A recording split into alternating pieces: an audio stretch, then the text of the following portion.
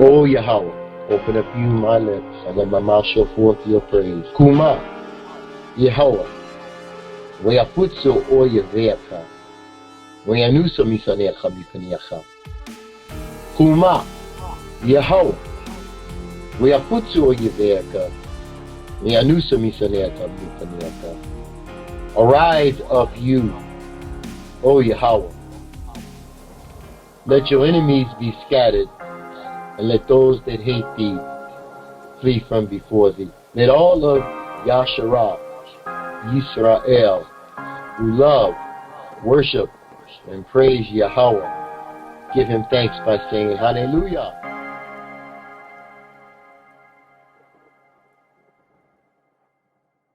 All right, shalom family, and welcome to Into All Truth. So I'm going to begin this series, Yah willing, I'll get through it. I was supposed to have finished it 3 weeks ago, but I had a family situation emergency, and I've just been really busy. And so, as you could see, when I posted the sort of ad for this 3 weeks ago, Yahuwah sent a word into Jacob, and it had lighted upon Israel.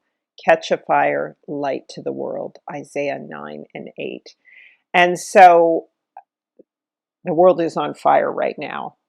And as Yahuwah scattered Israel, so he will gather Israel. And so I'm going to go into the ways by the 4 elements in which Yahuwah scattered Israel, the ways that he sent Israel out of the land by the sword, by famine, by fire, scattered them to the wind and plague, and these very things that are coming on the Gentiles and actually happening right now. And honestly, you guys, you know, when I have a big prophecy, I procrastinate because I'm scared. I don't want to get in trouble or be prophesying the wrong thing. And you guys, anybody who knows my channel, 3 weeks ago I had this up. Now the whole world is on fire. And so it is by fire that Israel would return to the land. And here it's happening right now. And so let's get into all of this, family. So we are between the eternities. The Hebrew world ended, and then the rule of Esau, Edom, who was the end of the world, continued through this narrow, dark passage, and we are entering into the eternal time.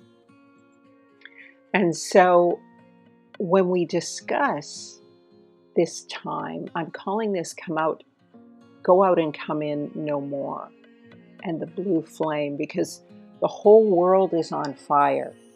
And so I want to discuss the nature of this destruction and all of these things coming on the earth, which will be really a confluence of every time of destruction and the ending of all worlds combined. But first of all, let's talk about this element of fire. And as we begin with all of these elements used for destruction, fire and water, because Yah said he would destroy the earth with fire this time. And so where does this fire originate from? Well, we know it originates from Yahuwah, who is the eternal flame. Daniel 7 and 9 says, as I continued to watch, the thrones were set in place, and the Ancient of Days took his seat. His clothing was white as snow, and the hair of his head like pure wool. His throne was flaming with fire, and its wheels were all ablaze. A river of fire was flowing, coming out from his presence. So he is the eternal flame and the source of fire. And there is a river of fire that flows from him. When Yahuwah created everything in Genesis 1 and 6, he said, let there be an expanse in the midst of the waters and separate the waters from the waters. And so an expanse of water was separated. And so there were waters above and waters below the expanse. And Yahuwah called that expanse heaven. So you see, he is the eternal flame who sits above the circle of the earth, and fire emanates from him. And what is the hottest form of fire? It is the blue flame. And this is why the sky is blue. And we learn more about this in Revelation 4 and 6, which says, "And before the throne there was a sea of glass like unto crystal, and in the midst of the throne, round about the throne, there were 4 beasts full of eyes before and behind." So this sea of glass, this is the blue sapphire stone, and the blue, of course, is the color of the flame of fire that is actually the lake of fire that all hell and death will be thrown into. That is before the throne of Yahuwah, and this fire emanates from him, from he who is the eternal flame. And so as in the days of Noah, so it shall be at this time. So family, how do you think the Great Rift, what we call the Milky Way, how do you think it was actually formed?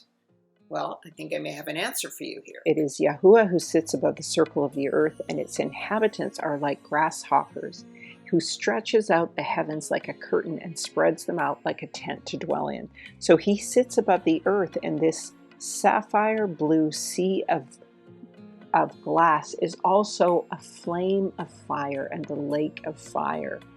And of course, we have the earth below, and we have the waters below. So it is actually a sphere, but the earth itself is not a sphere, but the firmament is. And this is how he destroyed the earth. And you can see by this shape that it is like a bow. And so he shot waters through the heavens down to judge the earth. And you can imagine, just as in the time of Sodom and Gomorrah, what might have happened when the sky, the great rift of the sky, tore open. You see, the great rift is in a dome-like shape, because this is where the earth tore open for Yah to shoot his bow at the earth. And so if this sea is of water and fire, it would just be like in the time of the judgment of Sodom and Gomorrah, where this fire of heaven would have come out and terrified and frozen people in terror in the earth as everyone hid inside the ark. And you know, the ark was covered in pitch. It was covered in pitch, like an insulation over the wood of the ark to protect it from this water, because the oil in the pitch would, make the water slide off of the ark, but also it would protect it from fire. Okay? And so when this great rift opened up in the sky above to shoot this water at the earth, you would have seen the flaming presence of Yahuwah, which would have sent terror into the hearts of everyone and even petrified them. Just as when Lot's wife was petrified and became a pillar of salt. Now, all waters were fresh waters when Yah first created the earth, and they became salt from this terrible flame of fire that came from the heavens, brimstone water. So this is water on fire that was sent down to judge the earth, all right? Now the water came down, and the water was the final judgment, but they would have been given that flash of fire as they saw through to heaven at the time of this moment of the earth, the sky cracking open for this sword or arrow of judgment to come through the bow of the firmament. And also what Yah did at this initial destruction was he judged the angels of the earth who came down and mixed with the women. And so according to Enoch, it says that he imprisoned those angels who have shown him righteousness in a burning valley, which my grandfather Enoch had formerly shown to me. I think this is Methuselah talking, possibly. In the west, among the mountains of gold and silver and iron and soft metal and tin. So these angels were imprisoned there, and this is how they relate to the fire. And he says, "And I saw that valley in which there was a great convulsion and a convulsion of waters. And when all this took place from the fiery molten metal and from the convulsion thereof in that place, there was produced a smell of sulfur that was concentrated with those waters. And that valley of the angels who had led astray mankind burned beneath that land. And through its valleys proceed streams of fire, where these angels are punished who had led astray those who dwell upon the earth." So there are streams of fire in these waters. But those waters shall in those days, so afterwards they served for kings and mighty and the exalted and those who dwell in the earth, for the healing of the body, but for the punishment of the spirit. So, although these hot spring waters now can be healing for the body, they punish the spirit. Now their spirit is full of lust, that they may be punished in their body, for they have denied Yahuwah of spirits, and see their punishment daily, and yet believe not in his name.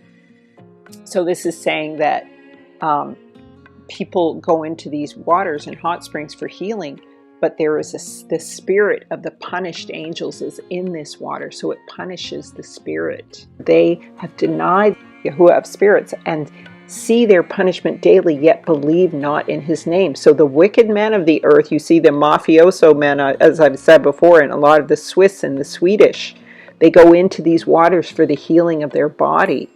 And in proportion as the burning of their bodies becomes severe, a corresponding change shall take place in their spirit forever and ever. So their spirit is judged by these hot springs. For before the Lord of the spirits, none shall utter an idle word.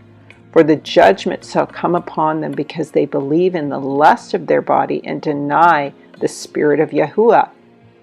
And those same waters will undergo a change in those days. For when those angels are punished in these waters, these water springs shall change their temperature when the angels ascend. So when the angels ascend out of the west from these sulfuric waters, they shall change, the spring shall change and become cold. And I heard Michael answering and saying, this is the judgment wherewith the angels are judged, is a testimony for the kings and the mighty who possess the earth, because these waters of judgment minister to the healing of the body of the kings and the lust of their body. Therefore they will see and will not believe that those waters will change and become fire which burns forever. So these contribute to the fires of hell, where souls will burn in hell. And remember, hell and death is going to be thrown into the lake of fire, and that lake of fire is before the throne of Yahuwah. All right, that's where it is. So as we explore this journey through the return, then we're going to enter into the land, and then there's going to be a war, and then we're going to talk about the final kingdom. It's about 12 parts in this whole journey. And so let's go into the basic symbolism that we're going to cover that will help you to understand all of the signs and wonders by the Holy Spirit as you go through these end times. And so these are the timeline symbols, all right? And the Psalms 68 and other Psalms really define them well, and I'll read some of those. But I want you to understand these basic ones that we're going to be journeying through. And first of all, there is the war, and that is, I say it's like 4 on the floor, the 4 corners of the earth. As Israel was scattered, they will also be gathered by the 4 carpenters, the 4 nations who came against them.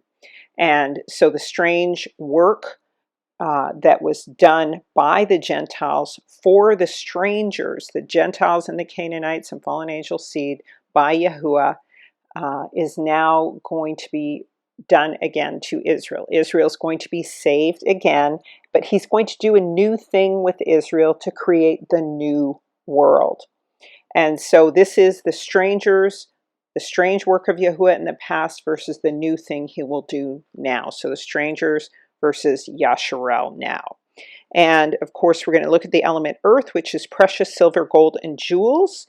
We're going to look at the wind, also working in the refiner's fire to create precious gold and silver, as well as water, because, a blacksmith or a silversmith will put something in the fire and then in the water to cool it. And that's what everyone is about to go through. We're going to look at water in terms of the black waters, the bright waters, the salt waters, the sweet waters. And of course, the nations are also called the waters. Israel is the first fruits of the harvest, not only from the time of Yahusha, but in this time, and in particular, the 144,000 really is. And so we're also going to look at harvest in terms of, the fig tree, the oil, the wine, the grains, and the threshing or the harsh winds that are required for them to come forth, for the oil to be drawn out of the olive, or the crushing of the grapes, or the threshing of the grains. We're going to talk about the dry bones rising, Israel rising up from the dead. But also another symbol alongside that is the woman giving birth to the son, and the turning, Israel repenting and turning back to the land, turning back to Yah, just as a baby turns in the womb before it's born. And that's why we have Nat Turner in Birth of a Nation, right? And so Israel is my firstborn son, both before the nation became a full nation, before Yahusha, or rather at the time of Yahusha, and then again at this time, Israel will be the firstborn son and the first fruit, in particular the 144,000. We're also going to deal with the symbol of the measuring rod, the rod and the staff that comforts you, the rod that Israel will have to pass under to enter the promised land, and the measuring rod of the temple. So we are the temple. So we are measured by Yah through these standards. And part of that is that as we go through the fire and the water and the flame, we are going through the narrow way. And as we talked about with the elements, it is a narrow way with fire on one side, and it's got water on the other, as we've described. And it'll also be a highway way up in the sky that will lead us up to the temple. And up in the sky, of course, is the mountains and the clouds. And so, we're not talking about rapture. We're talking about a different going up the mountains, which we'll get into when we discuss that, because the mountains are actually, it's Mount Sinai. We're not necessarily going to be going back to the old Israel land, because Israel was called up Mount Sinai, not up Jerusalem, where the mountain of David was, where the city of David was. They rejected the calling up Mount Sinai, so it's a different thing. Now, how will Israel get there? On the wings of the dove, by the power of the Spirit. They will fly away with the wings of an eagle and run and not grow weary. So how does this manifest in the scripture? And when they are set up there, they will become an ensign, the sign of the firstborn son, the parallel to Yahusha, the light to the nations, right? So the war and the fire actually catch on fire and enlighten Israel to be a light to the nations. And of course, we're going to look also at the sign of Jonah, which is the only sign that will be given, right? Is the sign of Jonah, and the man who rises up like the dry bones from the belly of the beast, and from amongst the flood of the waters of the nations, right? We're also going to talk about the name Yahuwah, which is key to salvation. And it's not the other names, it's only Yahuwah's names. And we're going to talk about the third and the seventh day. So the third day is Jonah rises up on the third day, so did Yahusha. From the time of Abraham to Israel being cast out of the land was really 2,000 years. And so the son, firstborn son, gets a double portion. He gets to reign again for another 1,000 years in their third day. Okay, that's the seventh day Shabbat of the week. Okay, when the 1,000-year reign takes place. So it's kind of a double blessing. And of course, we're going to differentiate between the Gentiles versus Israel, and the tribulation and the great tribulation. And finally, of course, once again, we're going to talk about the 10th, the part of Israel that is basically the tithe, and the 1/3 remnant. There's a slight difference between the two. And the fact that, there's this 1/3 replaces the 1/3 of the angels that fell. So let's get into it. I want to make a distinction here, according to the book of Zechariah, between the 144,000 and the 1/3 remnant that will be coming out through this fiery trial that we're going to expound on a little bit more here, okay? So the book of Zechariah 13 talks about the fall of the temple and when Israel was scattered, okay? Basically, this is the prophecy of the return, okay? This is the promise of the return. So the promise is I will bring the third part through the fire and will refine them as silver is refined and will try them as gold is tried, and they shall call on my name and I will hear them, and I will say, it is my people, and they shall say, Yahuwah is my Elohim. All right, so that's the final promise. But what happened before that? Well, what is told to Ezekiel is Yah says, Son of man, take a sharp knife and take a barber's razor and cause it to pass upon thy head, which is, your hair is your glory, and upon your beard, and then take the balances to weigh and divide the hair. So the hair, the glory is being divided, okay?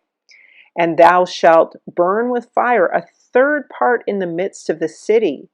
And when the days of the siege are fulfilled, so this is what happened in the Babylonian captivity, right? And then thou shalt take the third part and smite it about with a knife. And the third part shall thou scatter in the wind, and I will draw a sword out after them. So there's going to be a sword taken to a third. A third part will be burned up in the city, all right? But also there's a little more that goes on. So a third part is scattered to the wind, and a sword's drawn out after them to drive them away. Skip all the way down to verse 12 before we return to verse 16. A third part of thee shall die with pestilence and famine, and they shall be consumed in the midst of thee, and a third part shall fall by the sword round about thee, and I will scatter a third part to the winds, and I will draw out a sword after them. So there's going to be fire, pestilence, and sword will kill 2/3. A third part will be scattered to the wind by the sword. So by the 4 chariots, okay? The 4 chariots, the 4 corners of the earth, Shem, Ham, Japheth, and the fallen angel, Canaanites, who will drive Israel out of their own land. But there's a curious thing that happens here in the book of Isaiah. And that is that he says, Yahuwah, how long until Israel returns to the land? And Yahuwah answers, until the cities be wasted without a inhabitant, and the houses without man, and the land be utterly desolate, and Yahuwah have removed men far away, and there be a great forsaking in the midst of the land. But yet in it shall be a tenth, and it shall return, and shall be eaten as a teil tree, and as an oak whose substance is in them. When they cast their leaves, so the holy seed shall be the substance thereof. So there's going to be a 10th part, and that's equal actually to the Levitical priesthood, is the 10th that stands in for the rest of the tribes. And so I think this is the 144,000. But once again, there is 1/3 who will be refined through silver, as silver and gold are refined through the fire. And there will be the 10th, that is the 144,000. So I want you to keep that in mind, because they are the first fruits unto salvation of the great, or the tribulation. Okay? So there's kind of 2 parts to this that I'm understanding, through study in the Spirit. Praise Yahuwah. I pray that I'm right. So study to show yourself approved, though, family. So there is a 3rd part, as I said, in chapter 13 here. He says, but it will come about in all the land that I will bring the 3rd part through the fire and refine them as silver is refined and as gold is tried. And they shall call on my name, and I will hear them. And I will say, this is my people. And they will say, Yahuwah is my Elohim. And so let's go into the fact that all of these elements, earth, wind, and fire, actually have spirits. Okay? And this will be, even the sun has spirits. According to Psalm 104:4, Yahuwah punishes by means of his angels, who consist of both flashing fire and his winds and his spirits. And this is because the book of Enoch tells us that all of his elements have a spirit. This is why people get into animism, but it's just, these are angels. Even when it describes the marvelous elements of the sun in Enoch 12, it says, I looked and I saw other flying elements of the sun, whose names are phoenixes, and chocaldry, marvelous and wonderful, with feet and tails and the form of a lion and a crocodile's head. Their appearance is empurpled like the rainbow, and their size is 900 measures. Their wings are like those of angels, each has 12, and they attend and accompany the sun, bearing heat and dew, and it is ordered them from Yahuwah. So as we come into these end times, we're discussing how Yah is going to purge first through fire, and of course all of the elements. I've talked about the fact that he uses Ha-Satan as a judge, and you can see he's the crocodile who is empurpled like the rainbow in the elements of the sun. There are other angels who fulfill this purpose. And so he uses all of these elements to judge us. And so as we talk about these end times that we are presently in, I want to go into some of these elements in Enoch 59:13 through 23. It says, the thunders according to the places where they fall, and all the divisions that are made among the lightnings, that it may lighten, and their hosts, that they may at once obey. They obey the voice of Yah. And the thunder has places of rest, which are assigned to it while it is waiting for its peal, right? And although not one and undivided, they both go together. It goes with the lightning through the spirit, and separate not. So they go together as spirits by the Spirit. For when the lightnings lighten, the thunder utters its voice, and the Spirit enforces a pause during the peal and divides equally between them. For the treasury of their peals is like the sand, and each one of them, as its peals, is held with a bridle, and turned back by the power of the Spirit, and pushed forward according to the many quarters of the earth. So now we're going to go into the specific spirits, and as you see these disasters all over the earth, we can see these spirits manifest in the elements. So Enoch 59:16 says, and the spirit of the sea is masculine and strong, and according to the might of his strength, he draws it back as a rain, and in like manner it is driven forwards and disperses among all the mountains of the earth. And the spirit of the hoarfrost is his own angel, and the spirit of the hail is a good angel, and the spirit of the snow has forsaken his chambers on account of his strength. And there is a special spirit therein, that which ascends from it is like smoke, and its name is frost. And the spirit of the mist is not united with them in their chambers, but has a special chamber. For its course is glorious, both in light and in darkness, and in winter and in summer. And in its chamber is an angel. And the spirit of the dew has its dwelling at the ends of the heaven, and it is connected with the chambers of the rain. And its course is in winter and summer. And its clouds and clouds of the mist are connected, and the one gives to the other. And the spirit of the rain goes forth from its chamber. The angels come and open the chamber and lead it out. And when it is diffused over the whole earth, it unites with the water of the earth. And whenever it unites with the water on the earth, for the waters are for those who dwell on the earth, for they are for nourishment for the earth from the Most High, who is from heaven.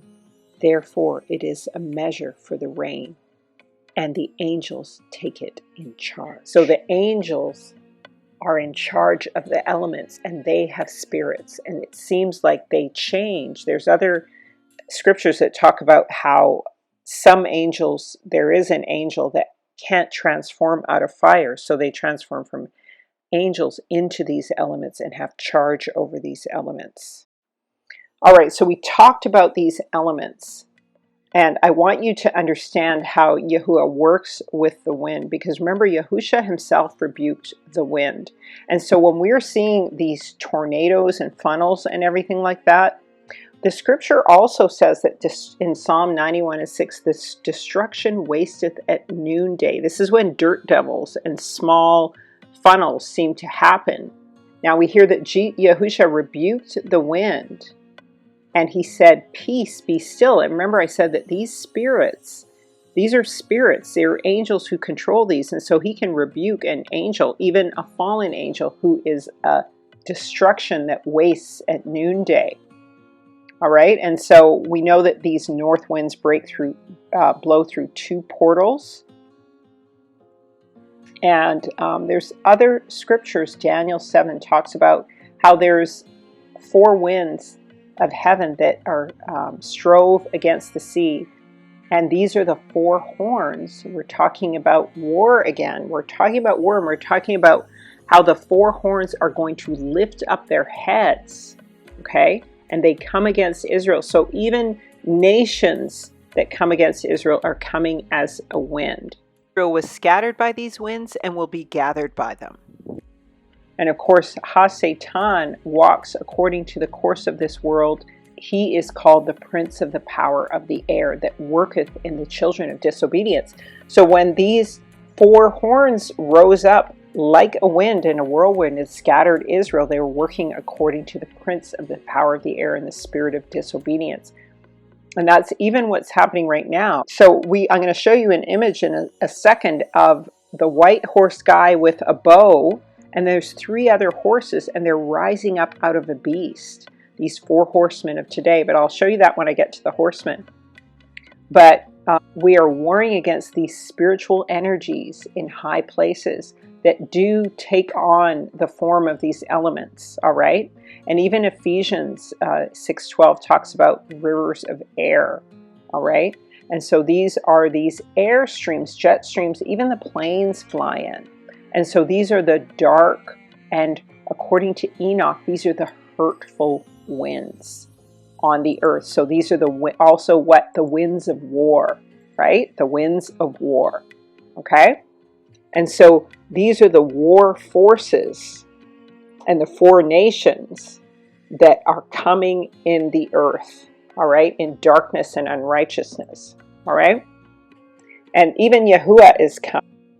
The Spirit, the Ruach HaKodesh, is, what does the scripture say, as a rushing wind. No one knows from whence it comes or whence it goes. So you're going to need to be able to discern between these different spirits in the wind, the spirit of Yahuwah versus the spirit of the fallen and the enemy.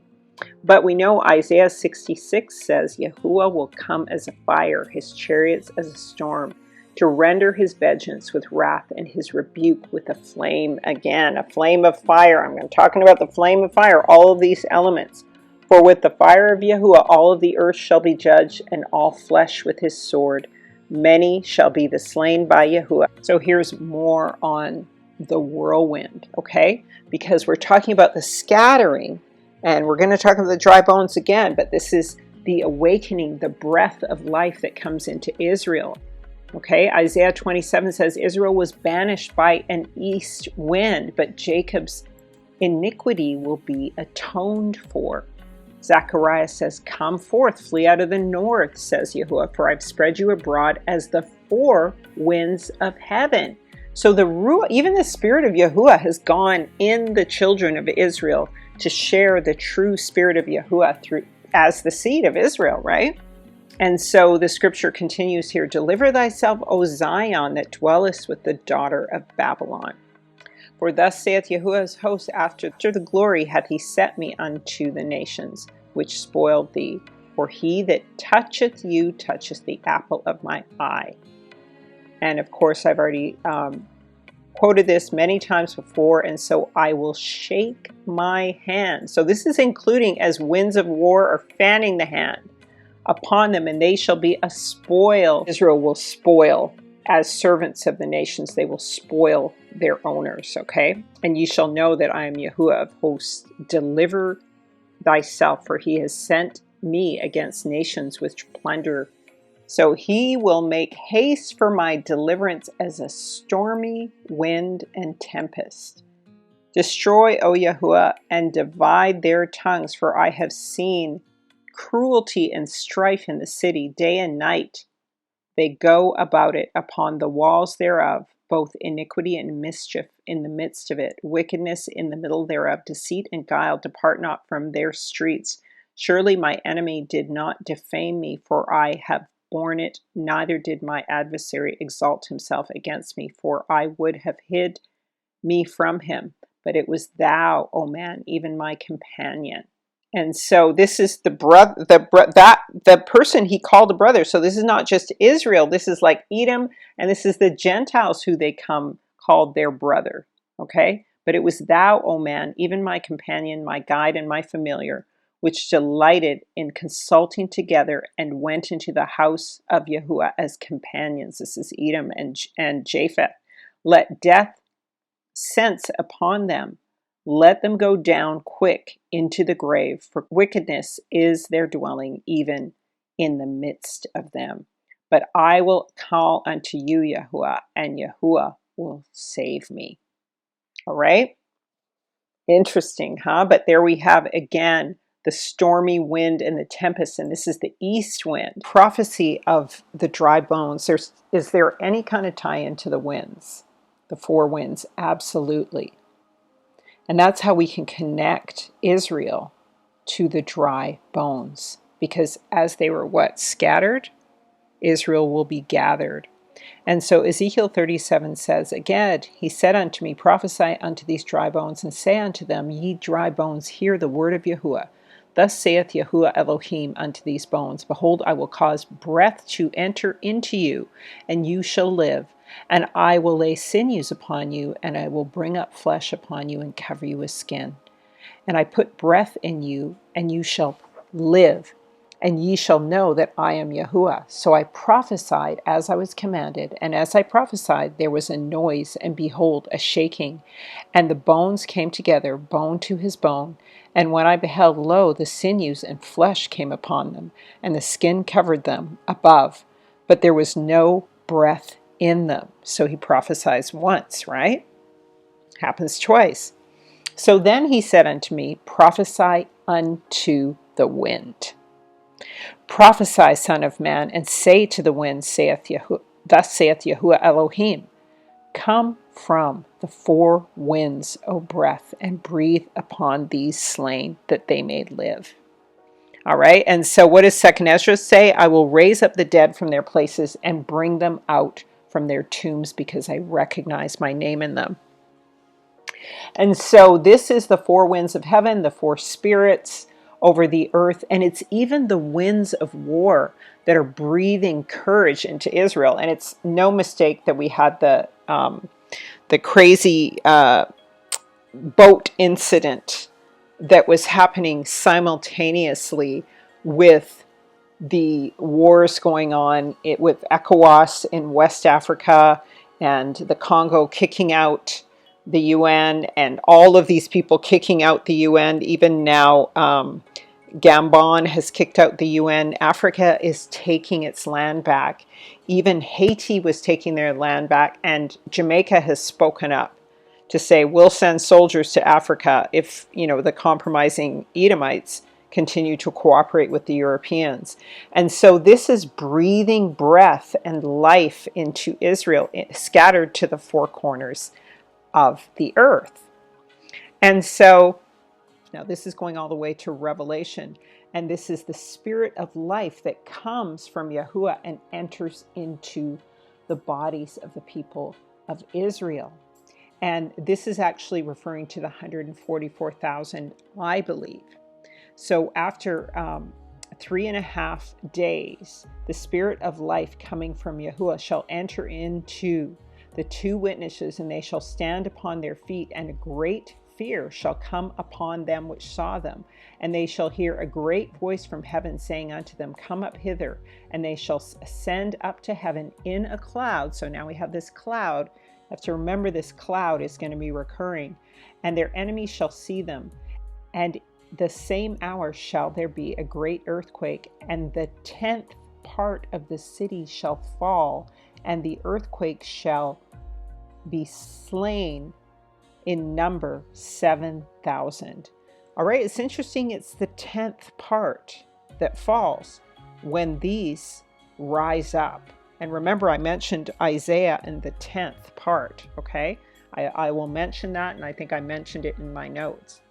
And we see also that 7,000 are slain. So that's 70 nations, 7,000 of this remnant of the 70 nations. So these, I believe, are the Gentiles, who are the two candlesticks.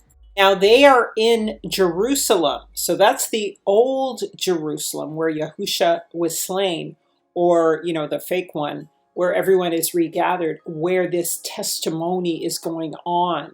And so they're in that land. They're not on Mount Sinai, on the true mount where Israel will be reestablished. And so this is how they're separate from the 1/3. And the remnant were sore feared and gave glory to Eluah of heaven. And so Jacob's bones were delivered to the cave of Machpelah in the first Exodus. And so this is how the dry bones rose the first time. All right? And that was in Genesis 50:8. And Yah says in Psalm 68, Yahuwah has said, I will bring my people again from Bashan, and I will bring them again from the depths of the sea, that thy foot may be dipped in blood, and the tongue of thy dogs in the blood of thine enemies. And so I think this is a picture of the man of Yahusha, the brothers of Yahusha, the little Yahushas who rise up from the sea, from the masses of the nations. So the rising of the dry bones will be an end sign. Matthew 24:32 talks about the parable of the fig tree. When the fig tree puts forth its leaves, you know summer will be nigh, and likewise when you shall see all these things, you will know that it is near, even at the doors. And so this is the fig tree sprouting green leaves. And Isaiah 8 is the promise. It says, though it may be impossible in the eyes of the remnant of his people in these days, should it therefore be impossible in my sight, saith Yahuwah of hosts? Thus saith Yahuwah of hosts, behold, I'll deliver my people from the east country and from the west country. I will bring them, and they shall dwell in the midst of Jerusalem, and shall be my people, and I will be their Elohim in truth and righteousness. Thus saith Yahuwah Elohim of hosts, let your hands be strong, that ye hear in these days these words by the mouth of the prophets, which were in the day that the foundation of the house of the Lord was laid, the house of Yahuwah was laid, that the temple might be builded. Okay, so that foundation was laid by Zerubbabel and Yahushua. And it's so the scripture, when the enemy comes in like a flood, the spirit of Yahuwah will lift up a standard against them. And so this is why it says, behold, I will lift up an ensign. I will lift up an ensign to the nations. And so Yahuwah says he will set up an ensign to the nations, and shall assemble the outcasts of Israel and gather together the dispersed of Judah from the four corners of the earth. And so this was here, the east, the west, the north, and the south. And this is the standard that is set up like a tree, like a fig tree, the tree of life. And the tree of life is supposed to be a fig tree. You can go and research that yourself. Here we see the same thing. So we see with Jonah, he is thrown into the ocean, thrown into the depths of the sea. He passes through the water. He passes through the ocean, right? And then he's raised up in the third day. And so he was fast asleep, right? Israel was in the deep sleep, all right? And he was on the ship of Tarshish. In other words, the woman, just like I am going to show you when we look at the woman, she delivers the baby to Babylon, like a ship delivering the cargo to Babylon, right? And so he goes with the men of Tarshish, the Gentiles, to Babylon. And then they find that end times come, all these disasters are coming upon us. And so they say to Jacob, arise, O sleeper, call upon Yahuwah, if so be that Yah will think upon us and we will perish not. So this is the time when the Gentiles are like, call on Yah. And they said unto them, him, "What shall we do unto thee, that the sea may calm for us? For the sea was wrought and tempestuous." And he said to them, "Take me up and cast me forth into the sea, and so the sea shall be calm unto you. I know for my sake that this great tempest is upon you." Now, this is, Yah is judging the nations, and that's why this great tempest is upon the nations, because he's judging them for what they did to Israel. But nonetheless, when they deliver Israel back to the sea, then this will begin to calm Yahweh a little bit for a season. But Yah had prepared the fish to swallow up Jonah. But this was the time of the deep sleep of Israel, right? As we've gone over many times. And so now those 3 days are over and the dry bones awaken. You know, Yahusha also, when he was baptized in water and he came up out of water, the heavens were open. And they saw the Spirit of Yahuwah descending like a dove and lighting upon him. And so in the same way, Israel is delivered through the ocean, through the sea, you know, by birds, by doves, all of that kind of thing. But this is the sign when the enemy comes in like a flood, right? The Spirit of Yahuwah shall lift up a standard against him, right? So the Spirit is the Holy Spirit, just like we saw in the example with Yahusha. And so that's what's going on there, is the standard is going to be raised up against the nations. And it is the standard of Israel, as Israel being the nation of kings and priests, and Israel calling on Elohim to deliver those who believe in him. So I have this question for you. At this time when the light begins to shine on Yasharel, and Yahweh says, "Many more things than these will you do," in terms of miracles, do you think, because we will have charge over the angels, that we will rebuke the wind, that we will rebuke the fire? These are just questions to hold on to as we enter into these great times of darkness and light, and we begin to see more and more supernatural things. It's really important, family, that we see, know, and understand these symbols of earth, wind, and fire are very important, and they really figure here into 2nd Esdras. So here's the prophecy for this time.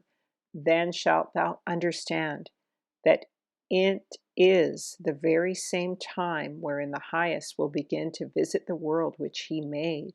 Therefore, when there shall be seen earthquakes and uproars of the people in the world, then shalt thou well understand that the Most High spoke of those things from the days that were before thee, even from the beginning. For like as all that is made in the world hath a beginning and an end, and the end is manifest, so even so the times also of the Highest have plain beginnings in wonder and powerful works, and endings in effects and signs." So, the scripture says that everyone will wonder at the beast. Who is able to defeat the beast? So that's Ha-Satan. So Ha-Satan has something to do with all the lying signs and wonders and the judgment of the nations and Israel's coming out. So that's why notice the word wonder. "And every one that shall be saved and shall be able to escape by his works and by faith, whereby ye have believed, shall be preserved from the said perils, and shall see my salvation in my land within my borders." Okay, so that's where you see salvation is within the borders of the land. "For I have sanctified them for me from the beginning. Then shall they be in pitiful case which now have abused my ways, and they that have cast them away despitefully shall dwell in torment." So this is the rebuke of the nations Yahuwah is talking about. He's going to rebuke the nations because of the way they've treated Israel, right? And so they're going to dwell in torments as Yah judges the earth. The world as we know it is about to change forever. We're talking about a power that can obliterate anything in its path from miles away, without a single sound being heard. It's not just some pipe dream, but a cold hard fact that's been around since the days of Archimedes. That's right, the same guy who figured out how to sink Roman ships with the power of the sun. Now, we have high-energy lasers, HELs, that are the top dogs in the directed energy weapon game. These invisible beams of pure energy can turn anything they touch into ashes, and they're being developed for everything from missile defense to space wars. But let's not forget the recent Thomas fire in California, where entire blocks of houses were reduced to rubble, while surrounding trees were left unscathed. Some are saying it's the work of directed energy weapons. The fact is, this technology is no longer science fiction, it's a reality that we can't ignore.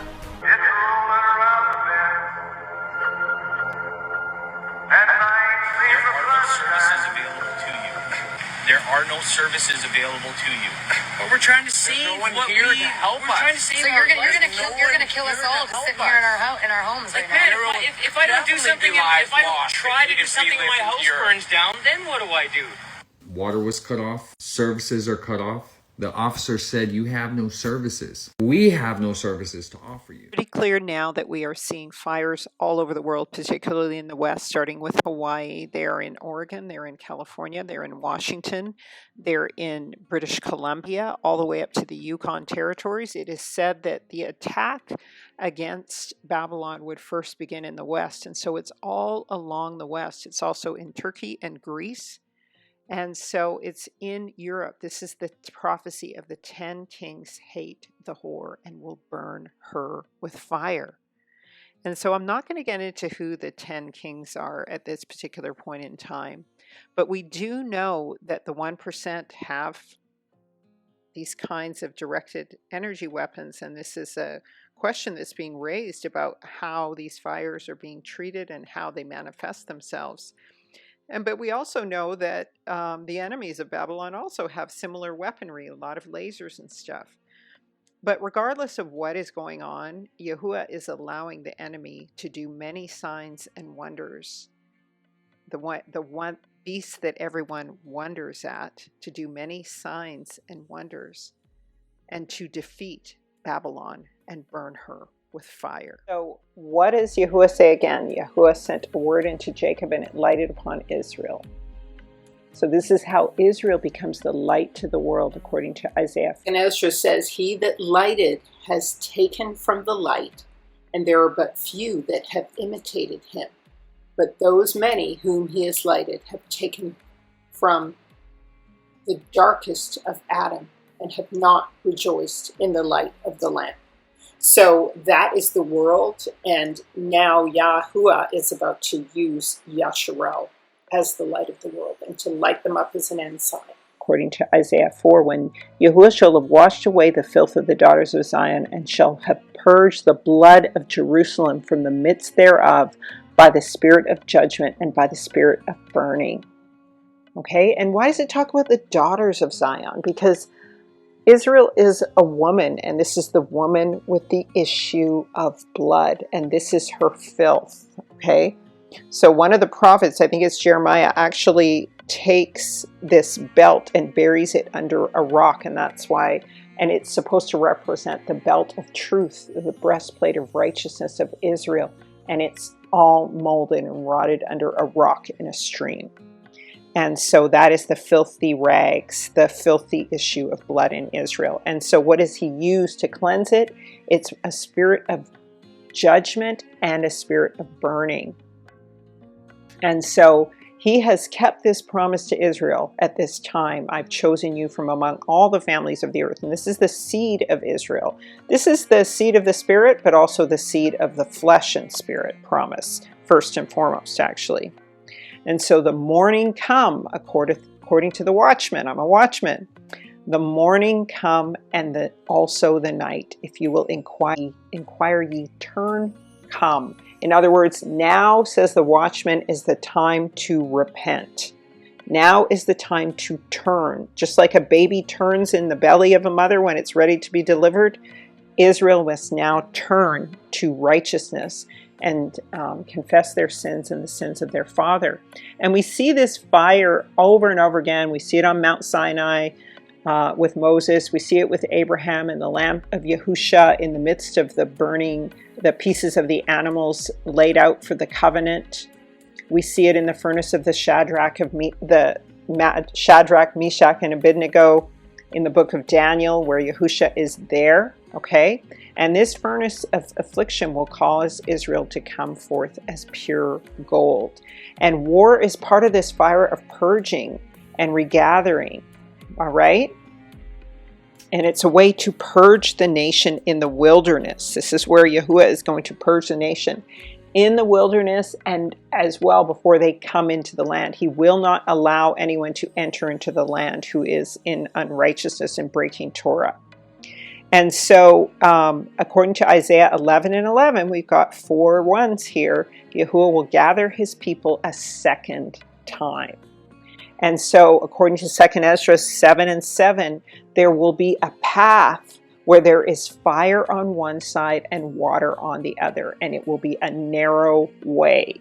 All right? And Israel will be gathered to Mount Sinai once again, because that is where they were supposed to go up the mountain and be transformed, they and the strangers among them. Okay? But they rejected that, and they told Moses to go up, and the 70 elders went up in their place. All right?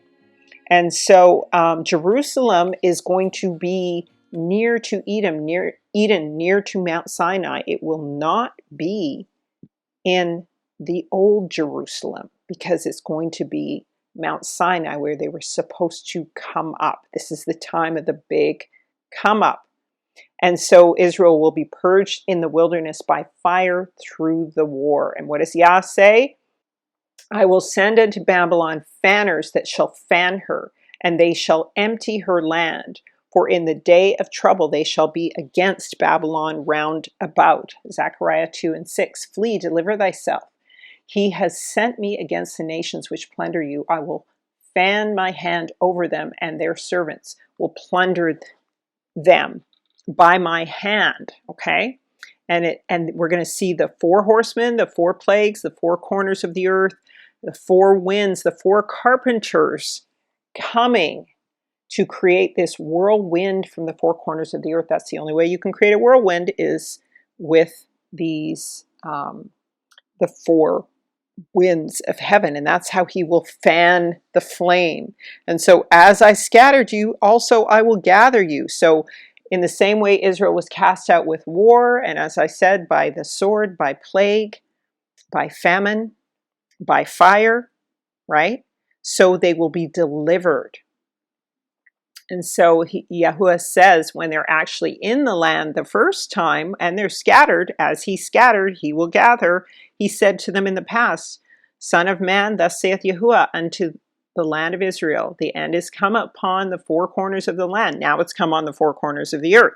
Okay? We're doing this reciprocal judgment. Reciprocal law is being practiced by Yahuwah.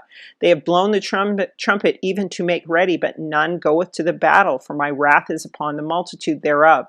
The sword is without, and pestilence and famine within. He that is in the field shall die with the sword, and he that is in the city, famine and pestilence shall devour him. But they that of them shall escape shall escape. All right, so we've got to what? Come out of her, my people. Here's some more fiery scriptures. And in the wilderness of the people, according to Ezekiel, I will purge out from among you the rebels, and I will bring you into the wilderness of the people. All right, and so what will Yah do? He will set the solitary. Behold, I will take 1 from a city, 2 from a family. Many of us are solitary. And he will bring out those which are bound with chains, but the rebellious will dwell in a sun-scorched or dry land. In other words, the rebellious will remain here in Babylon, or they will dwell in the lands outside of Israel, for example, in the land of Edom, all right, which is the western coasts of Africa. For behold, Yahuwah will come with fire and with his chariots like a whirlwind, okay? So in the past, he sent 4 horsemen, 4 chariots against Israel. And so he's going to come again to render his anger with fury and rebuke with flames of fire against the nations. All right? For by fire and by his word will Yahuwah plead with all flesh, and the slain of Yahuwah will be many. So now, just as Israel was attacked by the four nations by the hand of Yahuwah, the four corners of the earth, now he is going to come against the four corners of the earth. They're Shem, Ham, and Japheth, and the fallen ones, and he's going to judge them. And he's going to say to them, and this is for Christians, they that sanctify themselves and purify themselves in the gardens behind one tree in the midst. So Christmas time, you got a tree, you got your ham, all right? Eating swine's flesh and the abomination and the mouse shall be consumed together, saith Yahuwah. And Isaiah 33 says, O Yahuwah, be gracious unto us. We have waited for thee. Be thou their arm every morning, and also our salvation also in the time of trouble.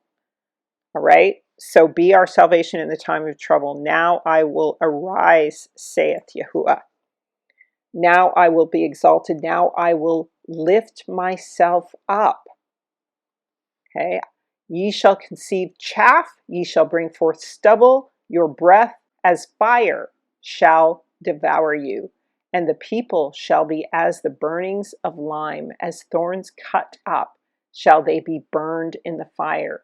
Hear ye that are afar off what I have done, and ye that are near acknowledge my might. The sinners in Zion are afraid, fearfulness has surprised the hypocrites. Who among us shall dwell with devouring fire? Who among us shall dwell with everlasting burnings? Okay, so this was what Yahuwah did to Israel, but he's going to do it to here's the parallel here, right? This is what he's going to do to the nations. Okay? This is what he's going to do to the nations. And so the question is, who among us will dwell with the devouring fire, with everlasting burnings? And so this is the righteousness Israel has to come out of the land with. And this is why Martin Luther King said, I fear I may have integrated my people into a burning house, because Babylon is a burning house. Isaiah chapter 32, the indignation of Yahuwah is upon all nations, and his fury all their armies. Okay, at this particular time. That's why we know we're in a time of war, because he's talking about armies. He hath utterly destroyed them. He hath delivered them to slaughter. And all the hosts of heaven shall be dissolved and shall be rolled together as a scroll. And their hosts shall fall down as the leaf falleth from the vine, as a falling fig from the fig tree. So this is the time that Israel is going to be delivered into the land, and Satan and his angels will fall even further from their high place. And his sword, the sword of Yahuwah, is filled with blood. It is made fat with fatness, and the blood with the blood of lambs and goats, and the fat of the kidney of rams. For Yahuwah has a sacrifice in Bozrah, and a great slaughter in the land of Idumea. So what do we see right now? We see everyone coming against Nigeria, which is where Edom resides. And for any of you, I hope you're paying attention to my teachings, because I go over this constantly. Edom is being judged.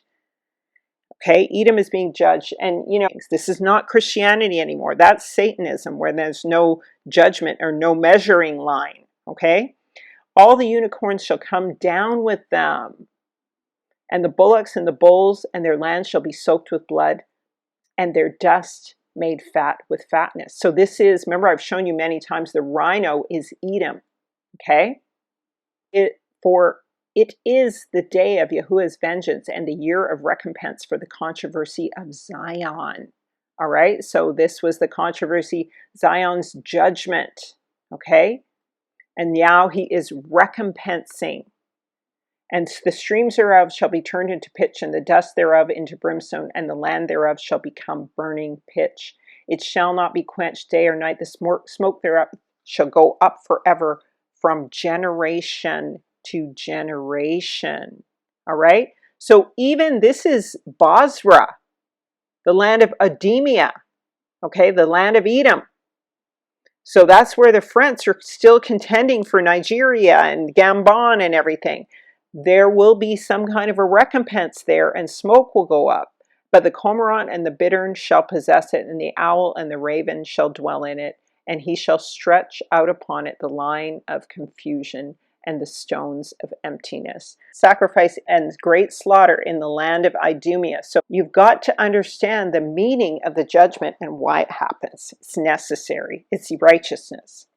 And so here is just confirming in 2nd Esdras, also in Enoch, that the place where Israel will dwell, the place where Eden is, or near Eden, where Yahusha shall rule, it says, and we're talking about the fire again, there is also another thing, a city that is builded and set upon a broad field, and is full of good things, and the entrance thereof is narrow, and set in a dangerous place to fall, like as if there were a fire on the right hand, and on the left a deep water. So that's the waters that Israel has to pass through the fire, pass through the water, right? And it won't harm you, right? And one only path between them both, even between the fire and the water, so small that there could but one man go there at once. So only one person can pass through at a time, one from a city, two from a family, right? So only one person can pass through here at once. If this city now were given unto a man for an inheritance, if he never shall pass through the danger set before it, how shall he receive his inheritance? So this consuming fire is necessary to obtain the inheritance. And then Enoch 10 says of this same similar picture of fire, and those men carried me to the northern region, and they showed me a very frightful place, and all kinds of torture and torment are in that place, cruel darkness and lightless gloom, and there is no light there, and a black fire blazes upon it perpetually, with a river of fire that comes out over the whole place. Fire here, freezing ice there, and it dries up and it freezes. So we see the picture of fire and water, and we see the picture of fire and ice. The four carpenters, and that is Russia, of course, which represents kind of Gog and Magog and the Gentiles, as well as the Medo-Persians, who represent Gog and Magog and the Gentiles as well, kind of a mix. And then we have Ham, who is China and India, okay? And we have the Shemites, which are the Africans, the Assyrians and the Idumeans, and the Arabs, black Arabs in Africa. Okay, so that's who scattered Israel and will regather them. And so those are the four carpenters in Zechariah 1. All right, you can watch the video with this exact same image on it to get more details on those four carpenters. And so the winds of war are an end sign. So purge and gather just as you've scattered. And you know, Matthew 24 talks about the sign of the Son of Man in heaven, and all of the tribes of the earth mourning. Now that's Yahusha coming, but also the tribes of the earth will mourn when they see the Hebrew Israelite black slaves rising up and returning to their land. In fact, everyone is mourning now because Africa is rising up against Europe. And the scripture says that Yahuwah will send his angels with a great sound of a trumpet, and they'll gather together his elect from the four winds, from one end of the heavens to the other. And I think this will cause all the people of the earth to fear when this happens. It's already starting to happen.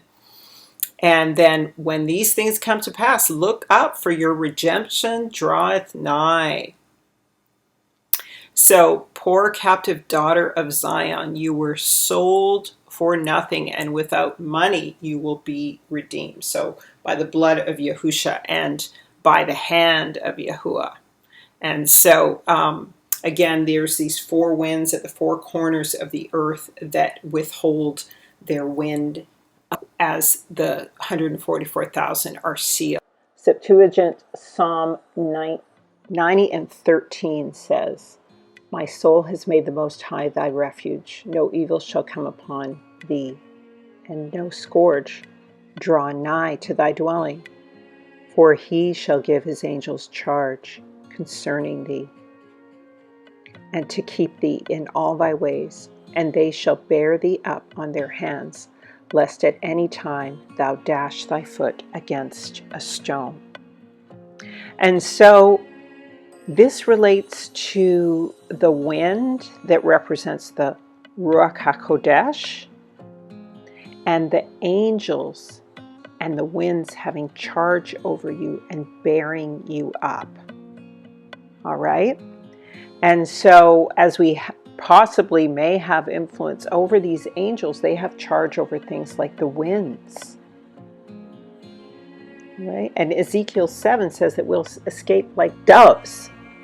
They that escape of them shall escape and shall be on the mountains like doves of the valleys, all of them mourning, everyone for his iniquity. And now you know how doves sound when they mourn. But I think that's part of it. But I think this also pertains to a kind of a flight. And it could be spiritual. I'm not talking about a rapture, but I'm talking about how we would be moved. Just like Philip was moved, okay? After he met with the eunuch. And the eunuch remained where he was, and Philip was suddenly carried aloft further on. Psalm 55. A voice of trembling in every man with his hands on his loins, for the voice of the enemy and the vexation of ye wicked, because they have brought iniquity upon me, and furiously hate me. My heart trembles within me, and terrors of death are fallen upon me. Fear and trembling are come upon me, and an horrible fear hath covered me. And I said, oh, that I had wings like a dove, that I would fly away and rest. And this is the Shabbat rest. Behold, I would take my flight far off and lodge in the wilderness. And so there's this scripture, who are these that fly like a cloud as doves to their windows? And so there's a picture here. I mean, tell me, what do you think? Do you think that people will fly with wings like a dove?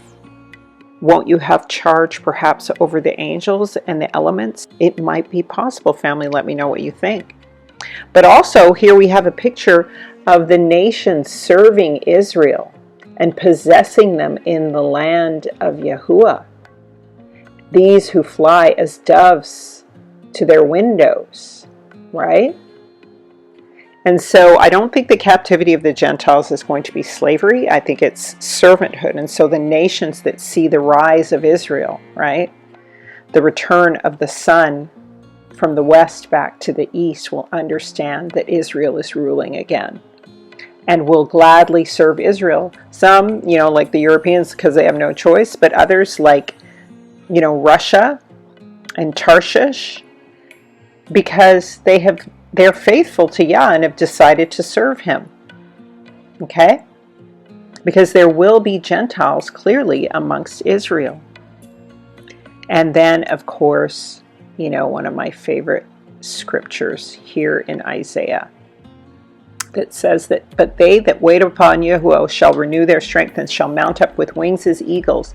They shall run and not be weary, and they shall walk and not grow faint. And so as this regathering occurs and you go out, again, it's a picture of a mounting up, going up to the mountains. And even, when we talk about them being as like clouds, doves on the valleys, or clouds on the mountains. Okay?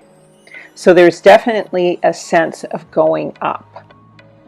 And so we talked earlier in that scripture about those silver-winged doves. And of course, fully in line with this, you have seen what I did to the Egyptians, how I brought you on eagle's wings and brought you to myself. I bear you on eagle's wings. So, we also have that happening when the woman in Revelation goes into the wilderness to be fed away from the face of the serpent on eagle's wings to Yah, brought to Yah. So that's the dove and the eagle imagery. And so it's important that we look at the 4 horsemen. So there are 4 chariots that scattered Israel. Okay, now it's important. There's a couple of channels I watch sometimes, and they've talked about the 4 horsemen, saying, and then a number of these things have already come to pass over the centuries. And I would just say, just be careful with that, because there were 4 chariots that rode out during the time of Zechariah. And that was when Israel was punished. And they usually have 4 horses on them. And they have 2 wheels, and they have a chariot driver. And that is very much more so a picture of the 4 corners of the earth, the 4 nations, the Shemites, the Hamites, and the Japhethites. And of course, the 4th would be the fallen angel seed. So those are the 4 nations that took a counsel against Israel and rode in the 4 chariots to judge her. Okay? And so they have very similar qualities to the 4 horsemen, but you only have 1 horse because it's representing Yahuwah Akkad, Yahuwah who is one, and it is the one principal nation, the children of Israel, who shall rule the earth. So there's only 4 horsemen at the end of time to set up the kingdom of heaven for the one ruling nation, who is Israel. Whereas those other signs that came to pass with the 4 chariots were the very same judgments that came upon Israel that are about to come upon the nations. So the nations were used to judge Israel in the same way that the 4 horsemen will be used to judge the nations right now. So that's kind of a parallel that you can play around with. So they are the 4 chariots of discipline. And it says, and so in Zechariah it says, behold, a man riding upon a red horse, and he stood among the myrtle trees that were in the bottom, and behold, behind him there were red horses speckled and white. And I turned and lifted up my eyes, and look, there came 4 chariots from out between 2 mountains, and the mountains were mountains of brass. And the first chariot were red horses, and the second chariot black, and the 3rd chariot white horses, and the 4th grizzled and bay horses. And answered and said unto the angel that talked to me, what be these, Yahuwah? And the angel answered and said unto me, these are the 4 spirits of the heaven which go forth from standing before the Most High Eluah of the earth. So now the 4 spirits at this point are working on behalf of Yah for the nations, and next they work through the single horseman for Israel. The black horses therein go forth to the north country, and the white horses go forth after them, and the grizzled go towards the south country, and the bay went forth and sought to go, that they might walk to and fro in the earth. And he said, get thee hence, walk to and fro through the earth. And they walked to and fro through the earth, and he cried upon me, and spake to me, saying, behold, these that go towards the north country have quieted my spirit in the north country. So that to me is about the fact that these black horses will quiet Yahuwah's spirit in this time in the north country. The black horse, the individual one, will. But at that time also, because Yah began to serve and benefit the nations, and then he eventually put down the nations so that Israel could return and build the temple at the second time. Okay, so it has a number of meanings. But to my mind, that's my interpretation. But just so you can know, there's a difference between the 4 chariots and the 4 horsemen, although the things they do are the same. They just apply to different people groups in terms of judgment. And so the first horse that goes forth has already gone forth. And I've shown you the image of those 4 horsemen, you know, the 3 horses coming up out of the serpent, out of the sea, with the man with the bow. And we've already talked many times about the fact that the Lamb opens this first seal in Revelation 6:1. And there was a noise of thunder, and the 4 living creatures saying, come and see. And behold, a white horse, and he that sits upon him has a bow, that is the jab and the tocsin, and a crown, that is the corona. And he went forth conquering. And so again, notice how this man with the bow, Apollyon, is with these remaining 3 horsemen that have yet to go. And this is what bricks are celebrating. So there's definitely a connection. And he went forth conquering and to conquer. And isn't that what's happening right now in the earth? And we're moving to the red horse. We're in the red horse. And like we talked about with the firmament and Yah judging the earth with water, the bowl is always about judgment. And so now then the red horse will go forth, the second seal, and the power is given to him to take peace from the earth, and that everyone should kill one another. And so that's the red bay horse that goes forth. And it's the house horse, actually. It's bay means house, right? And so this is the horse that takes peace from the earth because families turn against one another, houses turn against one another. And of course, the black horse is very important to us because this is the horse with the scales in its hand, all right? And so this is a people given for a people. There's the oil and the wine that we always talk about, which is the harvest, the first fruits, right? And this is the horse that rides to the north. And Yah's spirit is quieted, all right? And this is around the time of Pesach and Shavuot that this horse will ride.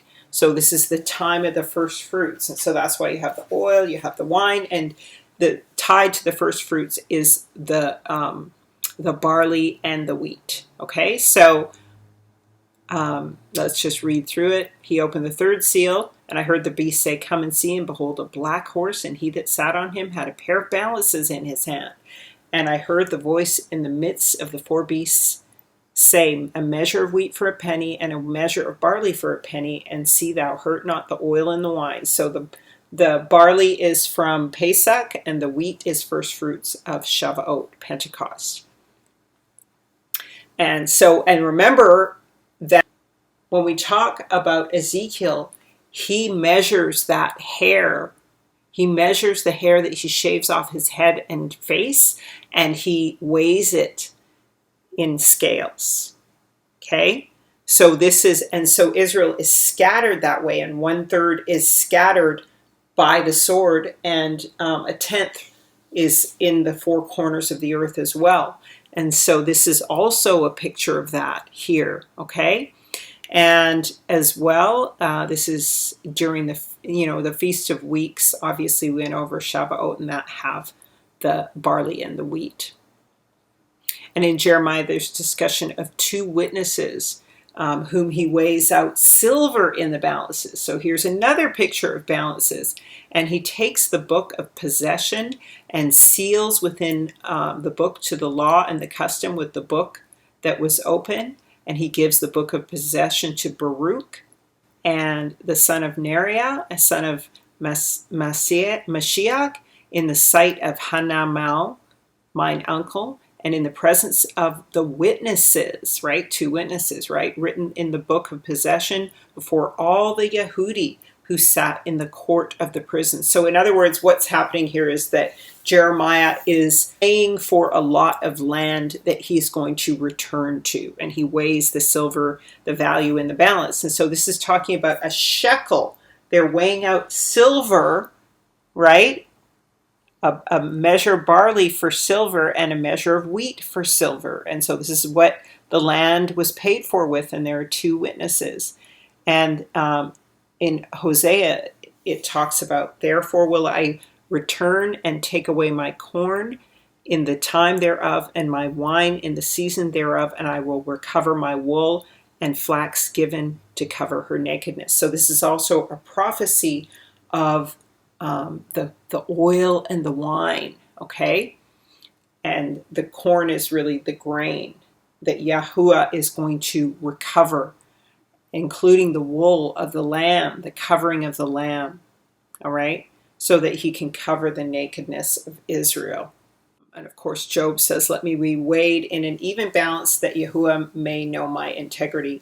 And of course, 1/3 of, there are 3 measures of barley to a single measure of wheat. So 3/4 of these people are the seed of Israel, 1/4 are the Gentiles. And this is the Church of Philadelphia. We've gone into that many, many times. Watch my video, please, on the 2 witnesses. And then the next horse, of course, is famine and death. This is Isaiah 14:4. What it says is that he opened up the fourth seal and heard the voice of the fourth beast say, "Come and see." And I looked, and behold, a pale horse, and his name that sat on him was Death, and hell followed with him, and the power was given to him over the fourth part of the earth to kill with the sword, with hunger, and with death, and with the beasts of the earth. So the fourth part of the earth very clearly is Babylon. It's America. Okay? There are many maps. If you go to my lands of Shem, Ham, and Japheth, I expound on the fourth part of the earth being the old world, being Babylon. Okay? This is the fourth part of the earth that has been hidden, that was hidden until about 500 years ago. And so this is the part of the earth that is destroyed. And this is the last part of the destruction. And so we're going to get into this war, the winds of war, as a way to purge and gather those who were scattered. And we already talked about those examples of war. So this is something that is very important to everybody. And that is the fact that the rebels will be purged out in the wilderness, and they will not be let into the land. So if you are a polygamist, if you are doing drugs, or you're eating that pork, this is the point where you get removed, and you remain a Gentile, or you're destroyed and dwell in the scorched land. Therefore, as I live, saith Yahuwah, I will reign over you with a strong hand, and with a high arm, and with outpoured wrath. I will bring you out from the nations, and will take you out from the lands wherein you were dispersed, with a strong hand, and with a high arm, and with outpoured wrath. And I will bring you into the wilderness of the nations, and will plead with you there face to face. As I pleaded with your fathers in the wilderness of the land of Egypt, so will I judge you. And I will cause you to pass under my rod, and I will bring you in by numbers, one by one by one from a city, two from a family. And I will separate from among you the ungodly and revolters. So the ungodly and rebellious. So law-breaking is ungodly. You cannot be breaking Torah.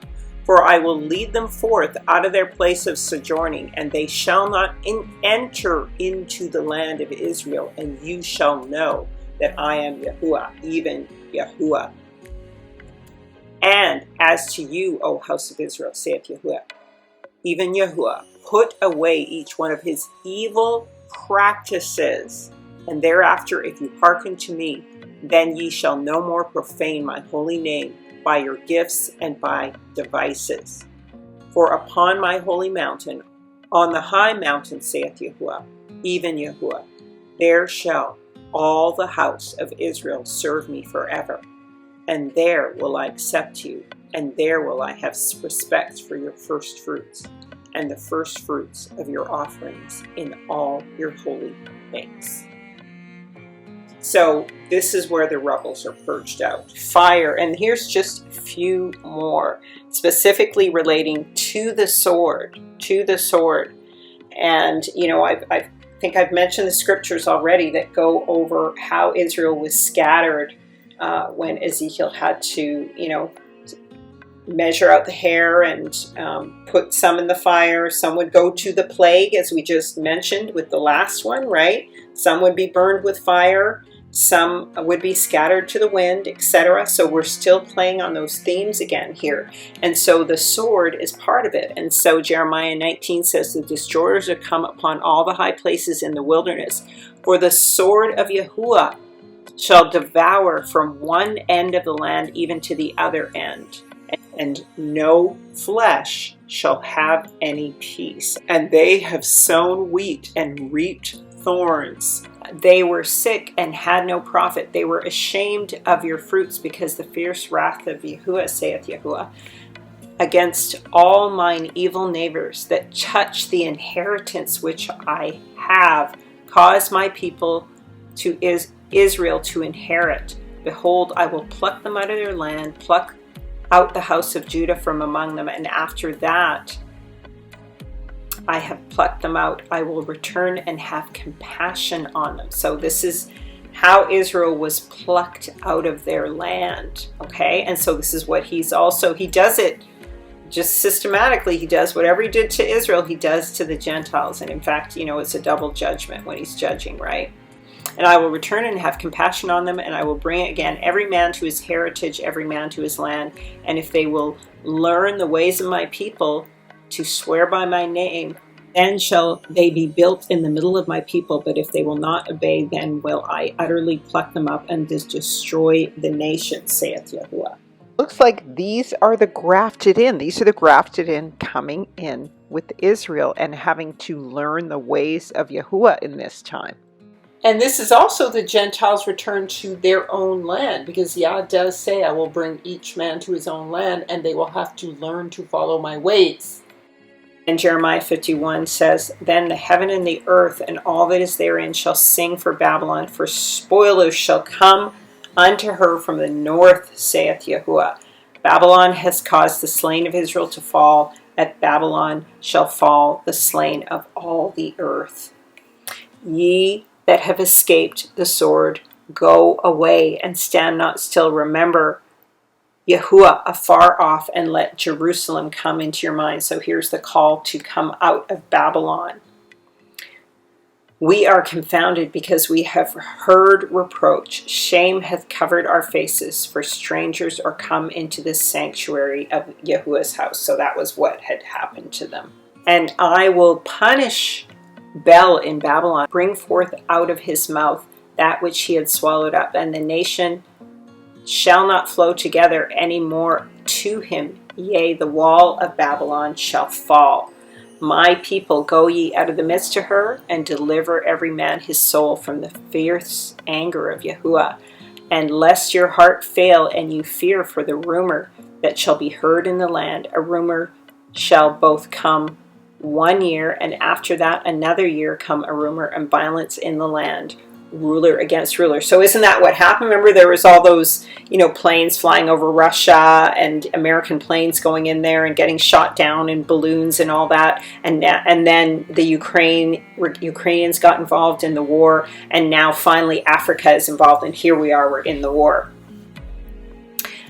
Therefore, behold, the days come that I will do judgment upon the graven images of Babylon, and her whole land will be confounded, and her slain shall fall in the midst of her. And then the heaven and the earth and all that is therein shall sing for Babylon, for the spoilers shall come unto her from the north, saith Yahuwah. All right, so Wall Street falls. We already know the dollar is falling because BRICS will be in full effect. And the fiat oil-based currency will die in January. And so lift up the banner on the high mountain. I have called my mighty ones for my anger, even them that rejoice in my highness. The noise of a multitude in the mountain, like as a great people, tumultuous noise of kingdoms of nations gathered together. The Lord of hosts mastereth the hosts of the battle, and they shall come from a far country, from the ends of the earth. Even Yahuwah and the weapons of indignation to destroy the whole land. Howl ye, for the day of Yahuwah is at hand, and it shall come as a destruction from the Almighty. And every man's heart shall, it says here, their hands shall be faint, and they shall be afraid, and pangs of sorrow shall take hold of them, and they shall be as in pain as a woman that travails, and they shall be amazed at one another, and their faces shall be as flames. All right, and we already talked about the 4 carpenters that scattered Israel, and none lifted up their heads. So there's nobody who gave sympathy to Israel. Zechariah 9:11. Thou also shalt be saved through the blood of thy covenant. I have loosed thy prisoners out of the pit wherein there is no water. Turn you to the stronghold, ye prisoners of hope. Even today do I declare that I will render double unto thee. For Judah have I bent a bow for me, Ephraim's hand have I filled, and I have raised up thy sons, O Zion, against thy sons, O Grecia. So he's talking about the Greeks, he's talking about the Philistines in America, and have made thee as a giant's sword, and Yahuwah shall be seen over them, and his arrow shall go forth as lightning, And Yahuwah Elohim shall blow the trumpet and shall come forth with the whirlwinds of the south. Yahuwah of hosts shall defend them, and they shall devour them and subdue them with sling stones, and they shall drink and make a noise as thorough wine, and they shall be filled like bowls, as horns of the altar. And Yahuwah, their Elohim, shall deliver them in that day as the flock of his people, for they shall be as stones of the crown lifted up upon his land. This is what's going on right now. Rebuke the company of the spearmen, the multitude of the bulls, with calves of the people, till everyone submit himself with pieces of silver. Scatter thou the people that delight in war. Princes shall come out of Egypt. Ethiopia shall soon stretch out her hands unto Elohim. Israel has destroyed thyself, but in me is thine help. Pain as a woman in travail shall come upon him. He is thy wise son, for he shall not stay in this destruction of thy children. So Israel's a woman and a man here, you see, right? For he shall not stay in the destruction of thy children.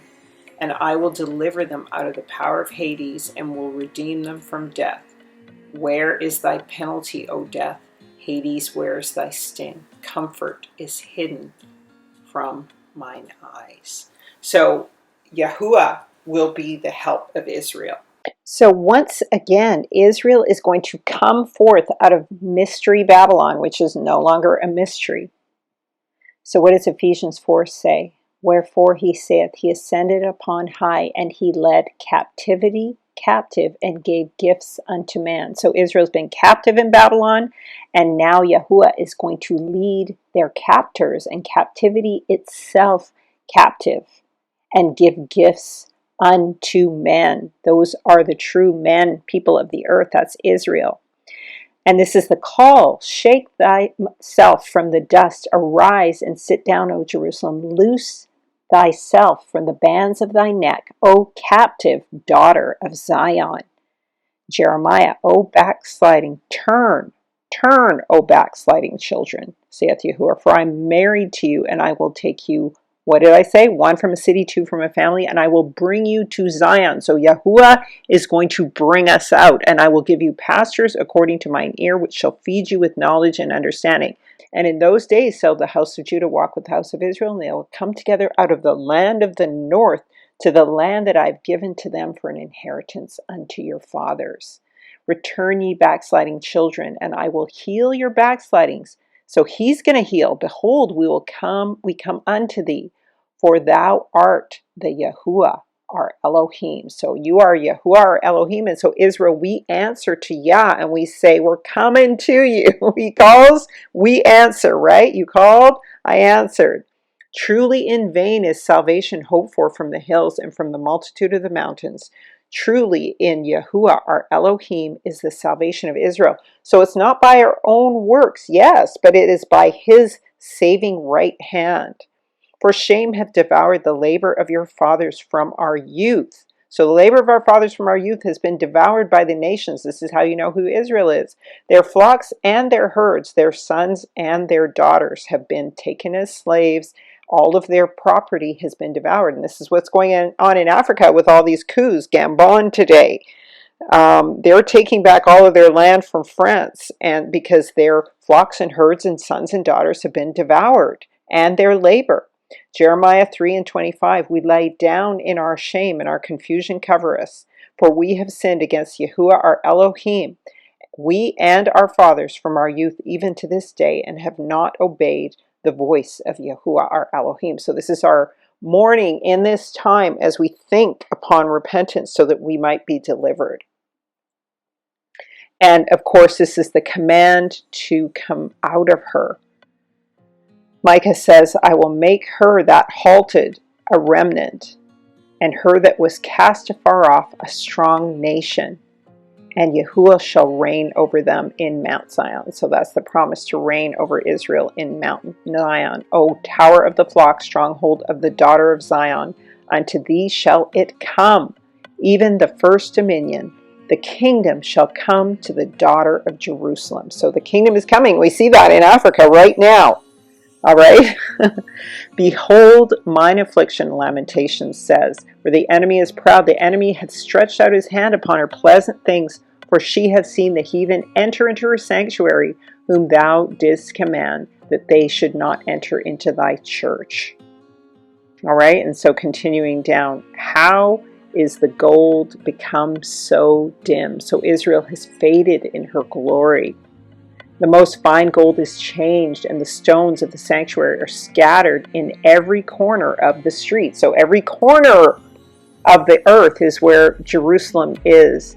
The noblemen of Zion, comparable to fine gold. So this is what I'm talking about. This is the earth element, the actual gold that Zion is compared to. How are they esteemed? As earthen pitchers. In other words, not treated as gold anymore. Even the work of the hands of the potter. So we are like jars of clay in the hands of the potter, which is what the nations were. They were not special vessels. Even the dragons draw out the breasts and give suck to their young, but the daughter of my people has become cruel like the ostriches in the wilderness. So the women of Israel, if you'll notice, are hard on their children. Not everybody, but because you have to raise your children hard in this hard land to be strong enough to bear what? This persecution. Our necks are under persecution. We are weary and have no rest. We have given our hands to the Egyptians, to the Assyrians, to be satisfied with bread. Our fathers have sinned and are not, and we have borne their iniquities. Servants have ruled over us, right? So that's the Gentiles who have no skills, not all of them, but many. And they rule over Israel, that none would deliver us out of their hands. We gate our bread with the peril of our lives. And so everyone's being slain in the street and even in work here in trial. They defiled the women of Zion and the maids in the cities of Jerusalem, and the princes are hanged up by their hands. So these are a people who are being persecuted through hanging. Okay, very clear here who Israel is. What things shall I compare thee, O daughter Jerusalem? What shall I liken thee, that I may comfort thee, O virgin daughter of Zion? For thy breach is great, like ye see. So what? How far is Africa from Babylon? A very long distance. That's the breach. O virgin daughter of Zion, for thy breach is great like the sea.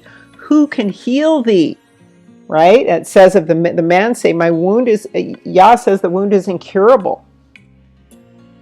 And so Haggai prophesies, be of good courage, O Zerubbabel, saith Yahuwah, be of good comfort, O Yahusha, son of Zadok. So these are really the tenth that returned to the building of the second temple.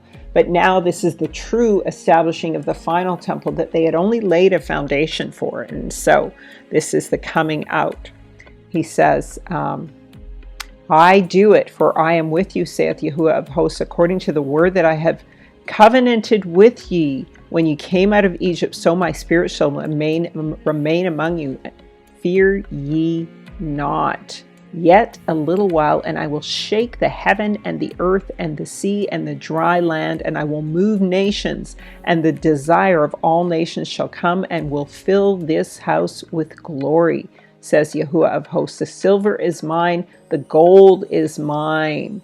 The glory of this last house shall be greater than the first, saith Yahuwah of hosts. And in this place I give ye peace, saith Yahuwah of hosts. So this is the final true planting of the house of Israel that was promised to Zerubbabel and Yahusha when they went to build the second temple, and it wasn't as great. This is the temple that is coming now that they had truly planted.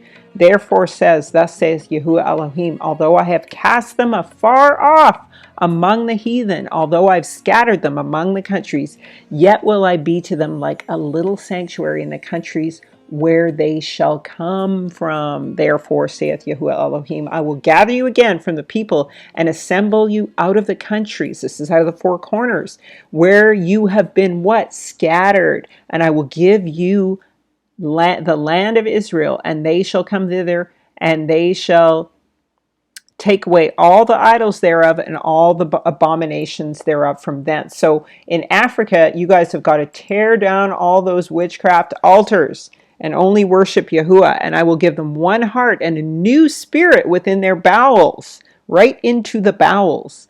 And I will take the stony heart out of their bodies, and I will give them a heart of that they may walk in my statutes and keep my judgments and execute them, and they shall be my people, and I will be their Elohim. But upon them whose heart is toward their idols, and whose affection goeth after their abominations, I will lay their way upon their own heads, says Yahuwah Elohim. So let's talk about the woman bringing forth in the day, Isaiah 66:7, before she travailed. And the word for that is cool. She's real cool. World turned or returned. She brought forth before her pain came. She was delivered of a man-child. Who hath heard of such a thing? Who hath seen such things? Shall the earth be made to bring forth in one day? Shall a nation be born at once? For as soon as Zion travailed, she brought forth her children. So this is an early birth, because we know the awakening has already happened and nobody's in the land yet, right? So before the fight, she brings forth the son. So all Israel, the scripture says in Romans 11:26, shall be saved. And so when we look at Romans 11 and 12 for all of Israel being saved at this time, and it's really important to remember this because all of Israel will be saved. And this is how we discern between the Gentile church versus Israel, because all of Israel will be hidden and saved. All right. So in Romans 11 and 26, we went over the word, but it says, for I would not, my brethren, that you should be ignorant of this mystery. All right. Lest ye should be wise in your own conceits, that the blindness in part has happened to Israel until the fullness of the Gentiles has come in. And you know, Luke 21 and 24 says that they will fall by the edge of the sword and be led away captive into all lands until the fullness of the Gentiles has come in, or the times of the Gentiles have been fulfilled. Family, what this means is that Israel will be dying or in slavery until the fullness of the Gentiles will come in. In other words, Israel will be continually laying down their lives or in captivity until the fullness of the Gentiles come in. So their salvation, their fullness, comes only at the expense of the slaying of Israel or captivity of Israel. They are saved through the sacrifice and death or enslavement of Israel. That's the reality. And so the fullness of the Gentiles are basically in right now because we're in the midst of this war with Africa and the rest of the world. And so people should not take the love of Israel lightly, because it is a matter of Israel laying down their lives. So that means Israel has awakened. That means the fullness of the Gentiles has come in. All right? So that all Israel will be saved at this time. For it is written, out of Sion shall come forth a deliverer, and shall turn away the ungodliness from Jacob. For this is my covenant unto them, that I will take away their sins. As concerning the gospel, they are enemies for your sake, but as touching the election, they are beloved for the Father's sake. So this is the seed of Israel touching the election. Okay? That's why it talks about until the fullness of the Gentiles come in. That's the spiritual. This is the seed. They are the elect ones for the Father's sake. Okay? For the gifts and calling of Yahuwah are without repentance. Okay? So this is why you can never say that you replace Israel. You don't, because the gift and calling is without repentance. And my people are bent to backsliding from me, though they called them to the Most High, none at all would exalt him. How shall I give thee up, O Ephraim? How shall I deliver thee, O Israel? So this was the travailing before going to Babylon, right? Why cry aloud? Is there no king in thee? Is thy counselor perished? For pangs have taken thee as a woman in travail. So here's the travailing woman. Be in pain and labor to bring forth, O daughter of Zion, like a woman in travail. All right? Like a woman in travail. For now shalt thou go forth out of the city, and thou shalt dwell in this field, and thou shalt go even to Babylon. So regarding the turning of the infant son, the birth in the mother, there was a time when Elijah came in the form of the Apostle John at the coming of Yahushua HaMashiach, and then Israel was cast away in the day of Yahuwah. And so it says, I will send Elijah the prophet before the coming of the awesome day of Yahuwah, and he will turn the hearts of the fathers to the children, and the hearts of the children to their fathers, and I will come and strike this land with a curse. So that is what happened to Israel when Yahushua came, and it fell in 70 AD. So they had turned away from him, and now it's time to turn back. And so this relates very much to the harvest. We've been over a lot of these scriptures about the oil and wine. We'll just review them quickly again. But again, we are talking about, and so we've gone over all of these symbols again. Grapes here, Israel is oil and wine. You can just freeze these to take a look at them. They're in most of my videos.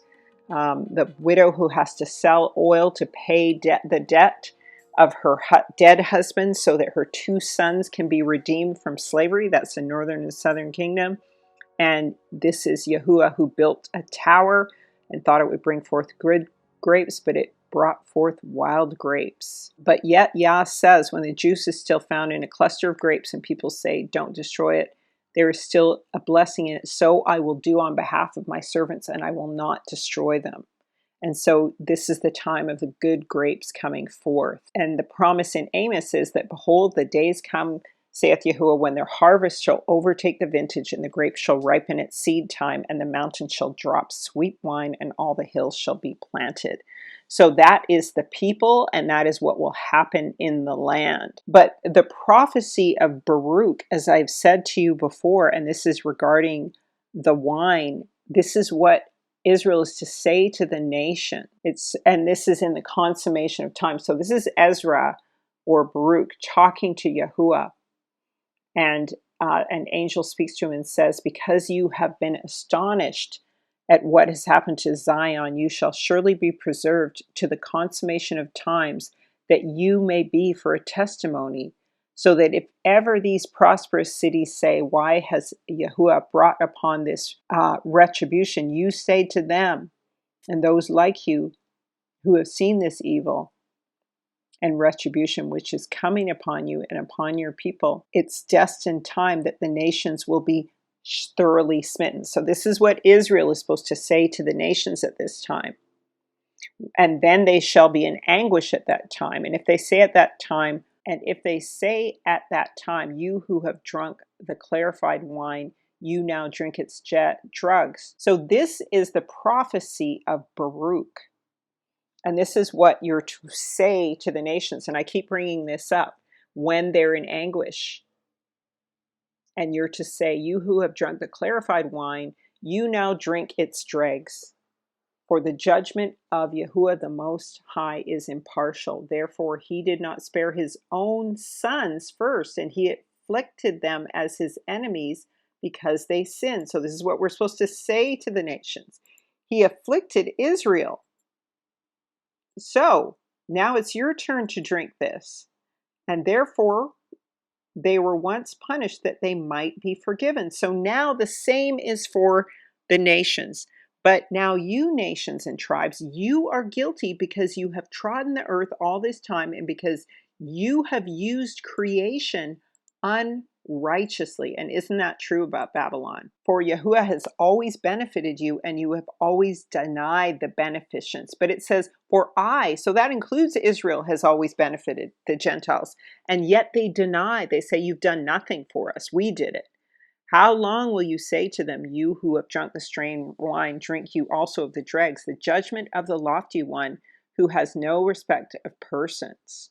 On this account he had aforetime no mercy on his own sons, but afflicted them as his enemies, that they might be sanctified. Micah says, now as many nations are gathered against me that say, let her be defiled, and let our eye look upon Zion. But they know not the thoughts of Yahuwah, neither understand his counsel, for he shall gather them as sheaves unto the floor. Arise, O daughter of Zion, and I will make thine horn iron, and I will make thy hoofs brass, and thou shalt beat in pieces many people, and I will consecrate their gain unto Yahuwah, and their substance unto Yahuwah of the whole earth. So we see that happening in Africa right now. They are beginning to thresh. They're taking back their property is all they're doing. And of course the French are horrified. And so is America. But that's all they're doing. They haven't even begun to thresh. All right? But he's giving Israel in the land the right to thresh. Okay? And that's why they're able to overcome. All right, so Joel 2:19 says, Yahuwah will answer and say to his people, I will send you corn and wine and oil, and you shall be satisfied therewith, and I will no more make you a reproach among the heathen, but I will remove far off from you the northern army, and I will drive them into a land barren and desolate, with his face towards the east sea, and his hinder port towards the utmost sea. And his stink shall come up, and his ill savor shall come up, because he has done great things. So, basically, America is going to be humiliated, and France and Europe before Africa. Fear not and be glad, for Yahuwah will do these things. Be not afraid, ye beasts of the field, for the pastures of the wilderness do spring. For the tree beareth her fruit, the fig tree and the vine do yield their strength. So the beasts of the field are the nations, all right? They're also obviously the animals, because all of creation is waiting for the sons of Yahuwah to be revealed. And that's the seed, really. But it also will bring peace to those Gentiles who follow and know Yahusha and know who Israel is, all right? And so the fig tree, they're seeing the fig tree and the vine yield their strength. So Yahusha is the vine, and so they're strong in Yahusha. Be glad, children of Zion, rejoice in Yahuwah, your Elohim, for he has given you the former rain moderately. He will cause you to come down for you the rain, the former rain, the latter rain in the first month. So, timeline-wise, where are we right now? In Africa? We're kind of in the first month in Africa, because everything is, the calendar is flipped around over there. Summer's winter and winter's summer and all of that. So, yeah, they're kind of, the first month is kind of around the time Passover, but we're heading into tabernacles right now. And the floors shall be full of wheat, and fats shall overflow with wine and oil, and I will restore to you the years that the locusts have eaten, the cankerworm and the caterpillar and the palmer worm, my great army which I sent among you, Israel. So Israel was basically, threshed into nothing and destroyed and died. But Yahuwah made it possible. So here is the hope. The Spirit of Yahuwah is upon me, because Yahuwah has anointed me to preach good tidings unto the meek. He has sent me to bind up the brokenhearted, to proclaim liberty to the captives, and the opening of the prison of them that are bound. So that's those who are spiritually dead, those Israelites who are many captive in prison illegally. But ye shall be named the priests of Yahuwah, and men shall call you ministers of Elohim. And you shall eat the riches of the Gentiles, and in their glory you shall boast them yourselves. So this will be the coming out. And as I said, Pesach to Shavuot. And that's, right now that's on the African calendar if we do flip everything around. All right, so this is the regathering and harvest time. So we're going to be dealing with the regathering and harvest time. And what Yahuwah said in the past was, my people have been lost sheep, and their shepherds have caused them to go astray from mountain to mountain. that all that found him have devoured them, and their adversaries said, we offend not because we sin not, because they have sinned rather against Yahuwah, the habitation of justice, even Yahuwah, the hope of their fathers. And so again, the Gentiles hold themselves not guilty. I was talking about this scripture. And Yah commands Israel, remove out of the midst of Babylon and go forth out of the land of the Chaldeans and be as he-goats before the flock. So this is the males. This is why the son is given birth to. For lo, I will raise and cause to come up against Babylon an assembly of great nations from the north country, and they shall set themselves in array against her, and from thence shall she be taken, and their arrows shall be as a mighty expert man, and none shall return in vain. And you see at the this event of the bricks, there's a man who is holding up a bow. There's no arrow in it, but he's holding up a bow, and there's the 4 horsemen. All right, and so that's the bricks nations, the 4 carpenters. All right, and so Jeremiah continues. That because they were driven out of the land to serve other Elohims that they knew not. And so the word says, behold, therefore, saith Yahuwah, the days come that it shall no more be said that Yahuwah liveth, which brought up the children of Israel out of the land of Egypt. But Yahuwah liveth, that brought the children of Israel from the land of the north and from all the lands where he had scattered them. And I will bring them again into their land that I gave unto their fathers. Behold, saith Yahuwah, I will send out many fishers, and they shall fish them.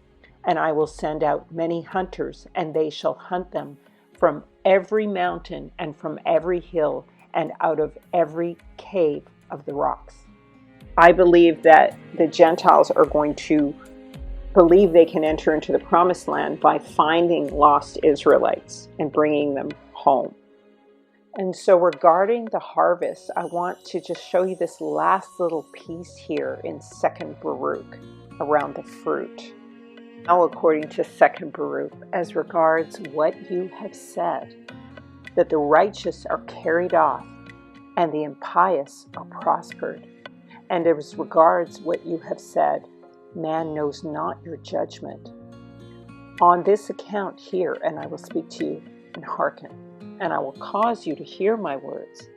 Man would not rightly have understood my judgment unless he accepted the law, and I had instructed him in understanding. But now, because he transgressed wittingly, yea, just on this ground that he knows about the law, he shall be tormented. And as regards what you did say touching the righteous, that on account of them has this world come, so also again shall that which is to come on their account. So in other words, the good world to come will come also on account of Israel, just as this horrible world, the end of the world which Esau created, came because of their unrighteousness. For this world is to them a strife and a labor with much trouble, and that accordingly which is to come, a crown with great glory. So you see, everybody who does not recognize the law will suffer in torment because they denied it, though it was given them. So this includes the Christians because they've been given the book. And so this was for Israel. And so for those among the righteous Christians who come through, this also will be for them who come into the kingdom, a crown with great glory. And so I just want to affirm the Gentiles out there. There are so many good Gentiles out there, other nations who are our allies and who are promoting the word and promoting the truth and promoting the law and interceding for our people and talking about the persecutions and our true history. And so that's how you know they're Israel. That is a fruit. Regarding the apocalypse that is upon us right now, it's upon us with the fires, and it's upon us with the wars going on in Africa. There are true wars. It's a true resistance there. I don't know how many people really have been lost in places like Ukraine and stuff. I don't know how much of a war is really going on there. But I definitely know this true world war has taken off in Africa. And so regarding the apocalypse, people will separate and children of Yahuwah will gather together. And this is Yasharel and the strangers among them, and everyone is going to be held to the same standard. All right, the sign of the coming out in the judgment. So continuing with more of Baruch or second Esdras. And he answered and said to me, you too shall be preserved till that time, till that sign which the Most High will work for the inhabitant of the earth in the end of days. Therefore shall be the sign, when a stupor shall seize the inhabitants of the earth, and they shall fall into many tribulations, and again when they fall into great torments. And it will come to pass when they say in their thoughts by reason of their much tribulation, the mighty one doeth no longer remember the earth. Yes, it will come to pass when they abandon hope that the time will then wake. So here's another reference to an awakening. A lot of people like to say there's no awakening or they avoid the woke, but it's been a co-opted term. And I answered and said, will that tribulation which is to come continue a long time? And will that necessity embrace many years? In the 12th part, the mingling of all parts together. So this is the 12th part that we're going to be entering into. And of course, that has to do with the 12 tribes of Israel coming in, right? The seeds. The 12 woes that are to come upon the earth, the Messiah, and the temporary messianic kingdom. For these parts of that time are reserved and shall be mingled one with another and minister one to another. For some shall leave out some of their own and receive in its stead from others, and some complete their own and that of others, so that those may not understand who are upon the earth in those days, that this is the consummation of times. And so it seems like this is both relating to people groups as well as the times of the Gentiles mingling with the times of the Israelites. Do you see what I'm saying? So the Gentiles hold the identity of Israel right now, and they'll transfer in and mingle into the Israelites and minister one to another. And the Israelites will awaken. That's why it talks about this being the time that will waken people. That time will then wake. So what happens is that the Israelites and the Gentiles will be feeding one another with the word according to their time as Israel, and they will become one. And so the two time frames, the times of the Gentiles, will mesh together with the times of the awakening of Israel, the seed. Okay? And then it says that, but there's going to be a whole bunch of people who have no clue what's going on. And I really believe that we're in that time. There's a famine of the word.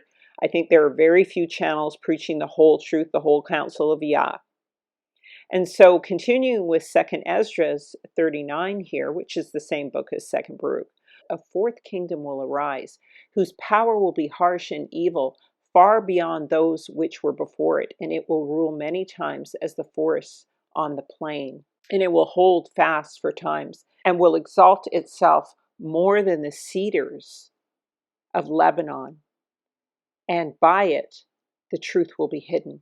And all those who are polluted with iniquity will flee to it as the beasts flee and creep into the forest.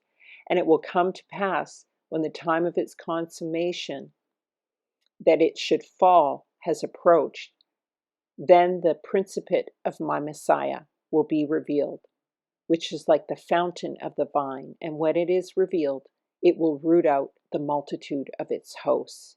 So this is the principate of my Messiah. So this is Israel. So when we're talking about these people groups and the times of the Gentiles and the times of the Israelites, the end of the world for the Israelites and the beginning of the world for the Gentiles, they minister to one another. And then eventually people do not understand the times. Seems like that's what this is saying. All right? But then the principate of Yahushua HaMashiach will arise and be revealed, which is like the fountain and the vine. And so that is what is going to be coming out of this apocalypse. So they will root out the host of Babylon together. So when Babylon falls, as we go further into this study, Yah willing, it'll continue. We're going to see the fall of Babylon. Will have 3 levels of the fall. It'll be the military power, which is America, the economic power, which is Britain and France, because that's where the World Bank is, and the spiritual fall of Babylon. And a lot of people would think, oh, that is the Catholic Church, which of course is part of it, but the other part of it is what they call so-called Israel today. Okay, so that's what they call Israel today is going to be the final Babylon to fall, and it will be the fake Israel everyone returns to. Okay, and so there will be returns to 2 different Israels, but we'll get into that as we go on with the series. All right, so let's read from Hosea here. O Israel, return unto Yahuwah thy Elohim, for thou hast fallen by thine iniquity. Take with you words, and turn to Yahuwah, and say unto him, take away all the iniquity, and receive us graciously, so we will render the calves of our lips. Asshur shall not save us.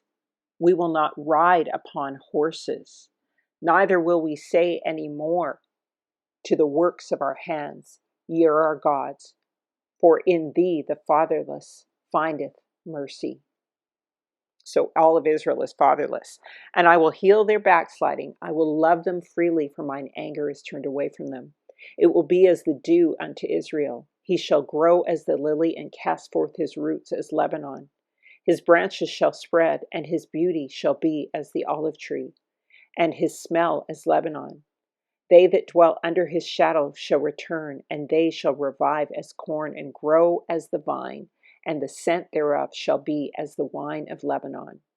Ephraim shall say, what have I to do with idols? I have heard him and observed him. I am like a green fir tree. From me is thy fruit found. Who is wise, and he shall understand these things, prudent, and he shall know them? For the ways of Yahuwah are right, and the just shall walk in them, but transgressors shall fall therein. All right, so this is the heart that we're supposed to have in this time, to move away from the idols. And also this brings us back to what I've talked about, the ships. The ships, whether they're in the air or the ships of Tarshish that bring your sons and daughters from afar, they're silver and they're gold with them. Okay? Unto the name of Yahuwah and the Holy One of Israel, because he hath glorified thee. So here again, these are these people who have come through a fire as precious silver and gold and in flight. And somehow all of the elements are in agreement with them. And we know as well that Israel came to America on ships. Okay? So airplanes, eagles' wings, on ships, these on carts and horses and smiting the 7 streams. These are all the ways, remember, that Israel come out. And so I want to talk about the measuring rod, the measure of the man, the plumb line. Zechariah says, do not despise small beginnings, for Yahuwah rejoices to see the work begin, to see the plumb line in Zerubbabel's hand. Now, Zerubbabel is the one who built the second temple. Okay? But a plumb line is a vertical measure. It keeps everything vertical at a perfect right angle to the heavens. And so that is what the plumb line is. And so that is the measure that Zerubbabel held, the measure to the height of heaven. And I believe we're going to see that the 144,000 are the plumb line for the temple. And this is why I talk about the fact that they are the 10th who go up. They are the two witnesses. Unless Ezekiel comes again after coming in the form of John, maybe he will. And Baruch is the only other person who it seems that Yah preserved, perhaps, and Enoch. But I really believe the two witnesses are Israel. And I've, just go ahead and watch my video on that, the two olive trees, the two witnesses. And so the temple is the measure of the man. We already talked about how Yahuwah lifts up a standard. And so the man becomes the standard. Israel will become the standard and the end sign. And there's the last temple on earth is going to actually be the foundation of the temple that comes from heaven. And the temple that comes from heaven is built on the 12 apostles and the 12 tribes of Israel. And so I truly believe that the 144 are the vertical measure. So that's the width and the breadth, and the 144 will be the vertical measure. And so in the rebuilding of the temple, it talks about how in one of the measurements it says 4 squared it shall be doubled. Okay? Exodus 28:16, 4 square it shall be being doubled. A span shall be the length thereof, a span shall be the breadth thereof. But we also need the plumb line, the vertical measure. Okay? The first temple talks about these measurements. Now in Zechariah 1:3-16, it says, I was a little angry, but they forwarded the affliction. I will return with compassion. My house will be built in it. A measuring line will be stretched over it. And so this is all about the measure of the man, and Israel becomes that measure, especially the 144,000 who are the 10th. That's what I believe. That's what I'm reading in the scripture. I could be wrong. We're going to see. But, these are the things that we seek out with Yah. And so let me know if you agree, if this makes sense to you. If it makes sense, put a 1 in the chat, or comment. So this is going to be the 1,000-year reign that everyone is heading into, the 7th day. And this is why he said, I will separate unto myself a people from all the peoples, and these shall keep the Sabbath day, and I will sanctify them unto myself as my people, and will bless them as I have sanctified the Sabbath, and do sanctify it unto myself, even so will I bless them, and they shall be my people, and I shall be their Elohim. And I have chosen the seed of Jacob from amongst all that I have seen, and written him down as my firstborn son. Okay? Jacob is my firstborn son. Ephraim is my firstborn. Jacob has been written down as the firstborn son, and have sanctified him unto myself forever and ever. And I will teach them the Sabbath day, that they may keep the Sabbath thereon from all work. And so this is going to be the holy 1,000-year reign. And so I'm going to pick a lot of these things, rightly divide and separate these things when I go into these parts of the series, the going out, the coming in, Yah willing. And so we're going to get into the name. Yahuwah really sets apart for himself a people in whom he recognizes his name. Okay? So knowing the name is essential. You can't go with the Christian names. You have to know his name for salvation. It's an agreement and a contract. Salvation is in the name. And so here it is in Psalm 68, sing unto Elohim and sing prayers unto his name. Exalt him that rideth upon the heavens in his name, Yahuwah, and rejoice before him. For all people will walk, everyone, in the name of Elohim, and we will walk in the name of Yahuwah, our Elohim, forever and ever. So, put a 1 in the chat if you think that you have to know the name. Psalm 68 says his name is Yah. Psalm 83 says his name is Yahweh or Yahweh. That men may know that thou, whose name alone is Yahuwah, art the most high over all the earth. He wants his name to be famous. Where else do we hear this? Even in 2nd Baruch. For I knew that they would not hear me, because it is a stiff-necked people. But in the land of their captivities they shall remember themselves, and they shall know that I am Yahuwah their Elohim. For I give them a heart and ears to hear, and they will praise me in the land of their captivity and think upon my name. And so here again is affirming Yahuwah's name in Isaiah 53:4. For this is what the sovereign Elohim says. At first my people went down to Egypt to live. Lately Assyria has oppressed them. So that's the black Assyrians in America, and the Edomites, the Esarians. And now what do I have to do here, declares Yahuwah? For my people have been taken away for nothing, and those who rule over them mock them, declares Yahuwah. And all day long my name, notice I'm replacing the name here.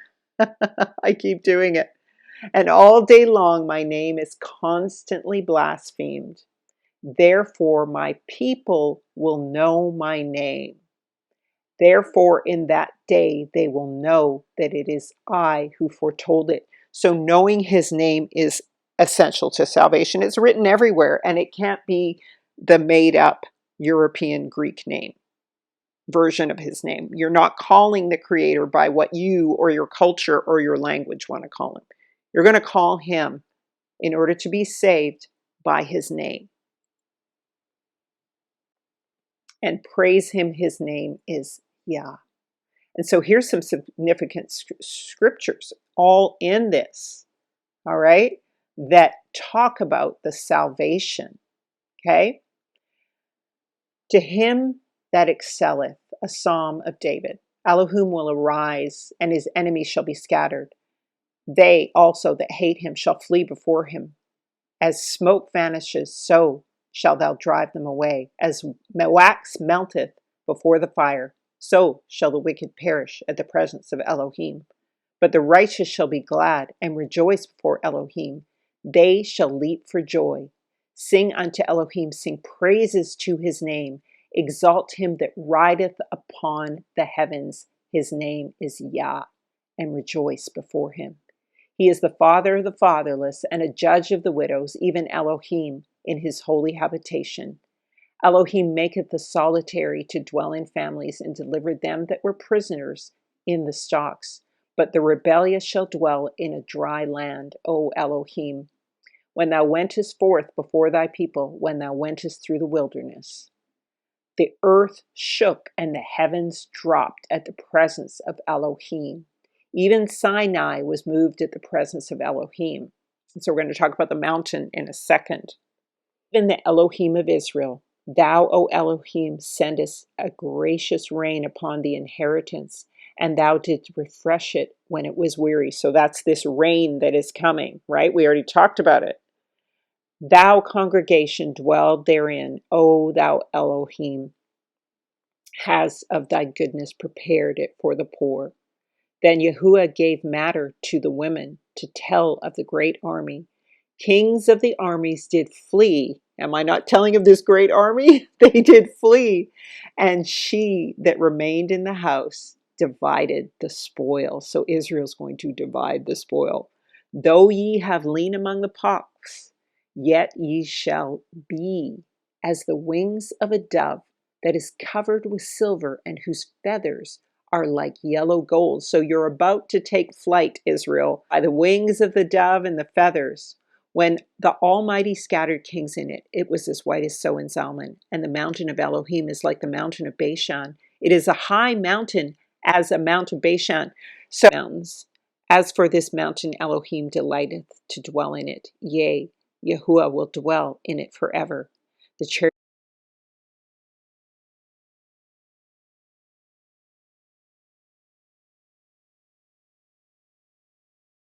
Chariots of Elohim are 20,000 thousands of angels, and Yahuwah is among them, as in the sanctuaries of Sinai.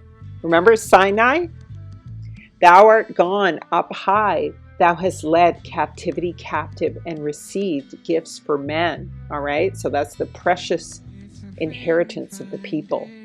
Yea, even the rebellious hast thou led, that Yahuwah Elohim might dwell there. So Yah is going to lead he's going to purge out the rebellious, but he's not going to let them enter into the land, right?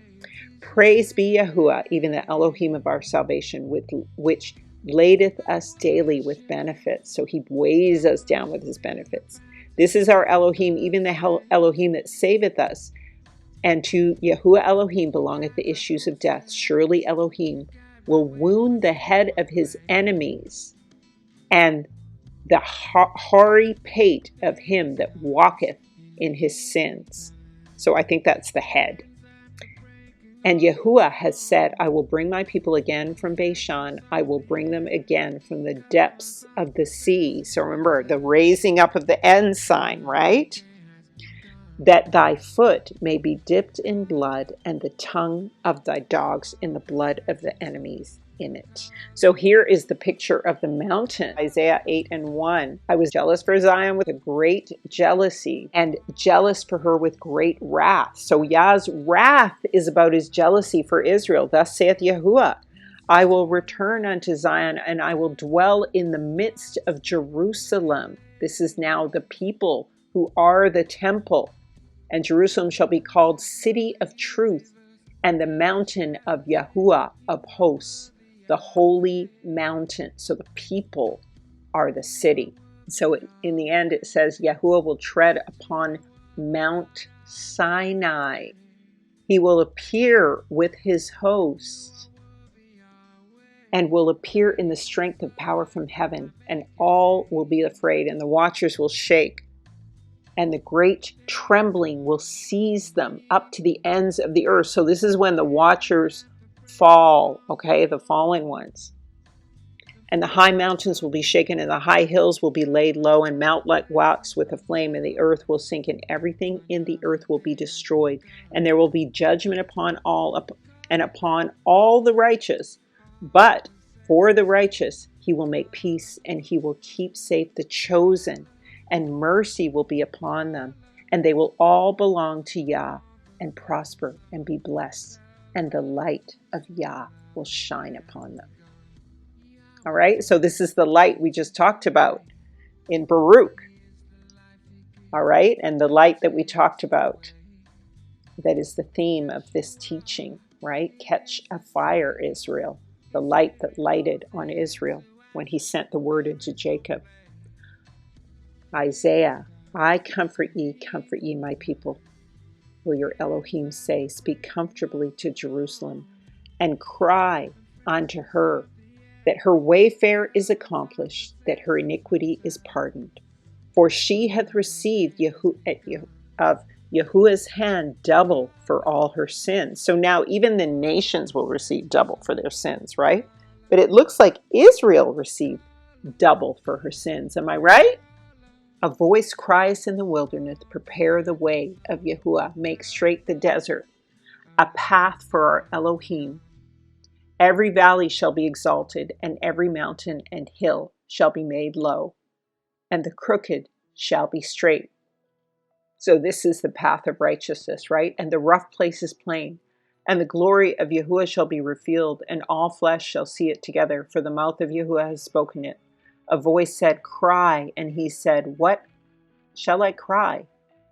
All flesh is grass, and all the grace thereof is as a flower of the field.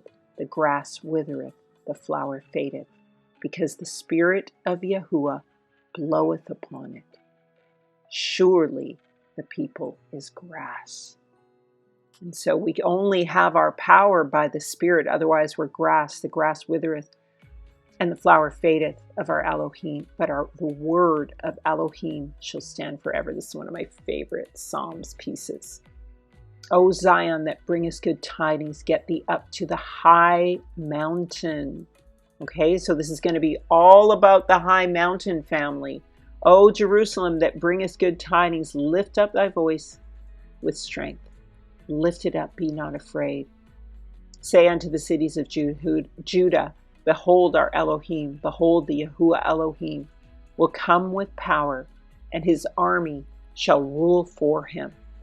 All right? His reward is with him, and his work before him. He shall feed the flock like a shepherd, and he shall gather the lambs with his arm, and carry them in his bosom, and shall guide them with young. So this is the promise of the return, and I want you to hold fast to it for comfort, okay? And it says, turn with all your heart with fasting and weeping. Let the bridegroom come out of his chamber. And so what does Yahuwah say? He will make a full end of the nations again, where he has scattered us. So this is just, and for thus saith the Most High, thy bruise is incurable, and thy wound is grievous. There is none to plead thy cause, that thou may be bound up. Thou hast no healing medicines. Thy lovers have forgotten thee, and seek thee not. For I have wounded thee with the wound of an enemy, with the chastisement of a cruel one, for the multitude of thine iniquity, because thy sins were increased. Therefore all they that devour thee shall be devoured, and all thine adversaries, every one of them, shall go into captivity, and they that spoil thee shall be a spoil, and all they that prey upon thee will I give for a prey. And so that is the comfort unto Zion. And these are the, the larger pieces of scripture I reviewed. And so, once again, we go to the framework for all of this. And so we've talked about all of these things. The 7,000 of the 70 nations that are preserved is the 2 candlesticks, and the 10 of the city, that is Jerusalem, who are the people, not an actual city that is destroyed and goes up to heaven. That is the 144,000. We'll go into all of these things. We went over the 7th day. We went over Jonah rising on the 3rd day. We went over the name and the ensign. We talked about the wings of the dove and the mountains and the clouds. We mentioned the narrow measuring rod because Yahuwah will be guiding us. And we did say, I hope I didn't miss that Israel said that Yah says that Israel will pass under the rod in the land of the captivity. Okay? They will pass under the rod after he purges out the rebels. We talked about the dry bones rising, the first fruits. We talked about all of the elements, earth, wind, and fire, and that we may have control over these things in the coming out. And we talked about the war, the strange work, the new thing that Yahuwah is going to be doing with Israel. And these 4 winds of heaven that bring life back into Israel. So family, I hope that has been a useful study for you, and inspiring and encouraging and giving you hope. And I just want to encourage you, along with the Gentiles, that the Gentiles will be coming out with you, and Yah will not set any difference between you in terms of how you conduct yourself towards the Gentiles or them towards you. Okay? And so it's important to remember that. So in accordance with the prophecy, we have fires everywhere. It's no accident that the Oppenheimer movie came out while South Africa with the BRICS nations set up, and now you have fires everywhere, and we have the wind, we have the rain, we have these hurricanes that are about to land in Florida, and the death tolls announced beforehand by Syria. Strange things are happening, but this is obviously warfare because we know that they have weather control and other types of weapons that can produce these things, and through Hasatan's lying signs and wonders, and also it's Yahuwah doing these things at the same time. So tsunamis, everything is happening now, and Africa is rising, and with that beating is about to beat everybody. So this is the prophecy coming true, and so we're looking forwards to the kingdom of heaven. We're looking forwards to the temple of Ezekiel, and then the final temple coming down. And so hopefully, Yah willing, I'll be able to get into more of the details of the coming out, the going in, where people will be hiding, the new Jerusalem, the fake one. Just pray for me, family, and share this. Please like and share this video so that other people can know about it. Hey, family, so just come to intoalltruth.net to learn more about Hebrew Israelite teachings, and go ahead and go to the shop page, and you can get the Moed Appointed Times or Chai Eat Life and Fast, or you can get a t-shirt or a hoodie. So please support the ministry. And yeah, and you can just support here as well, okay, through a recurring membership. All right, so thank you so much for watching, and go ahead and pick up that calendar or the lifestyle book, Baruch. Shalom, may Yah bless you and keep you and cause his face to shine on you. May he be gracious with the light of his countenance and give you shalom. Yasharah, Yisrael, who love, worship, and praise Yahweh. Give him thanks by saying hallelujah.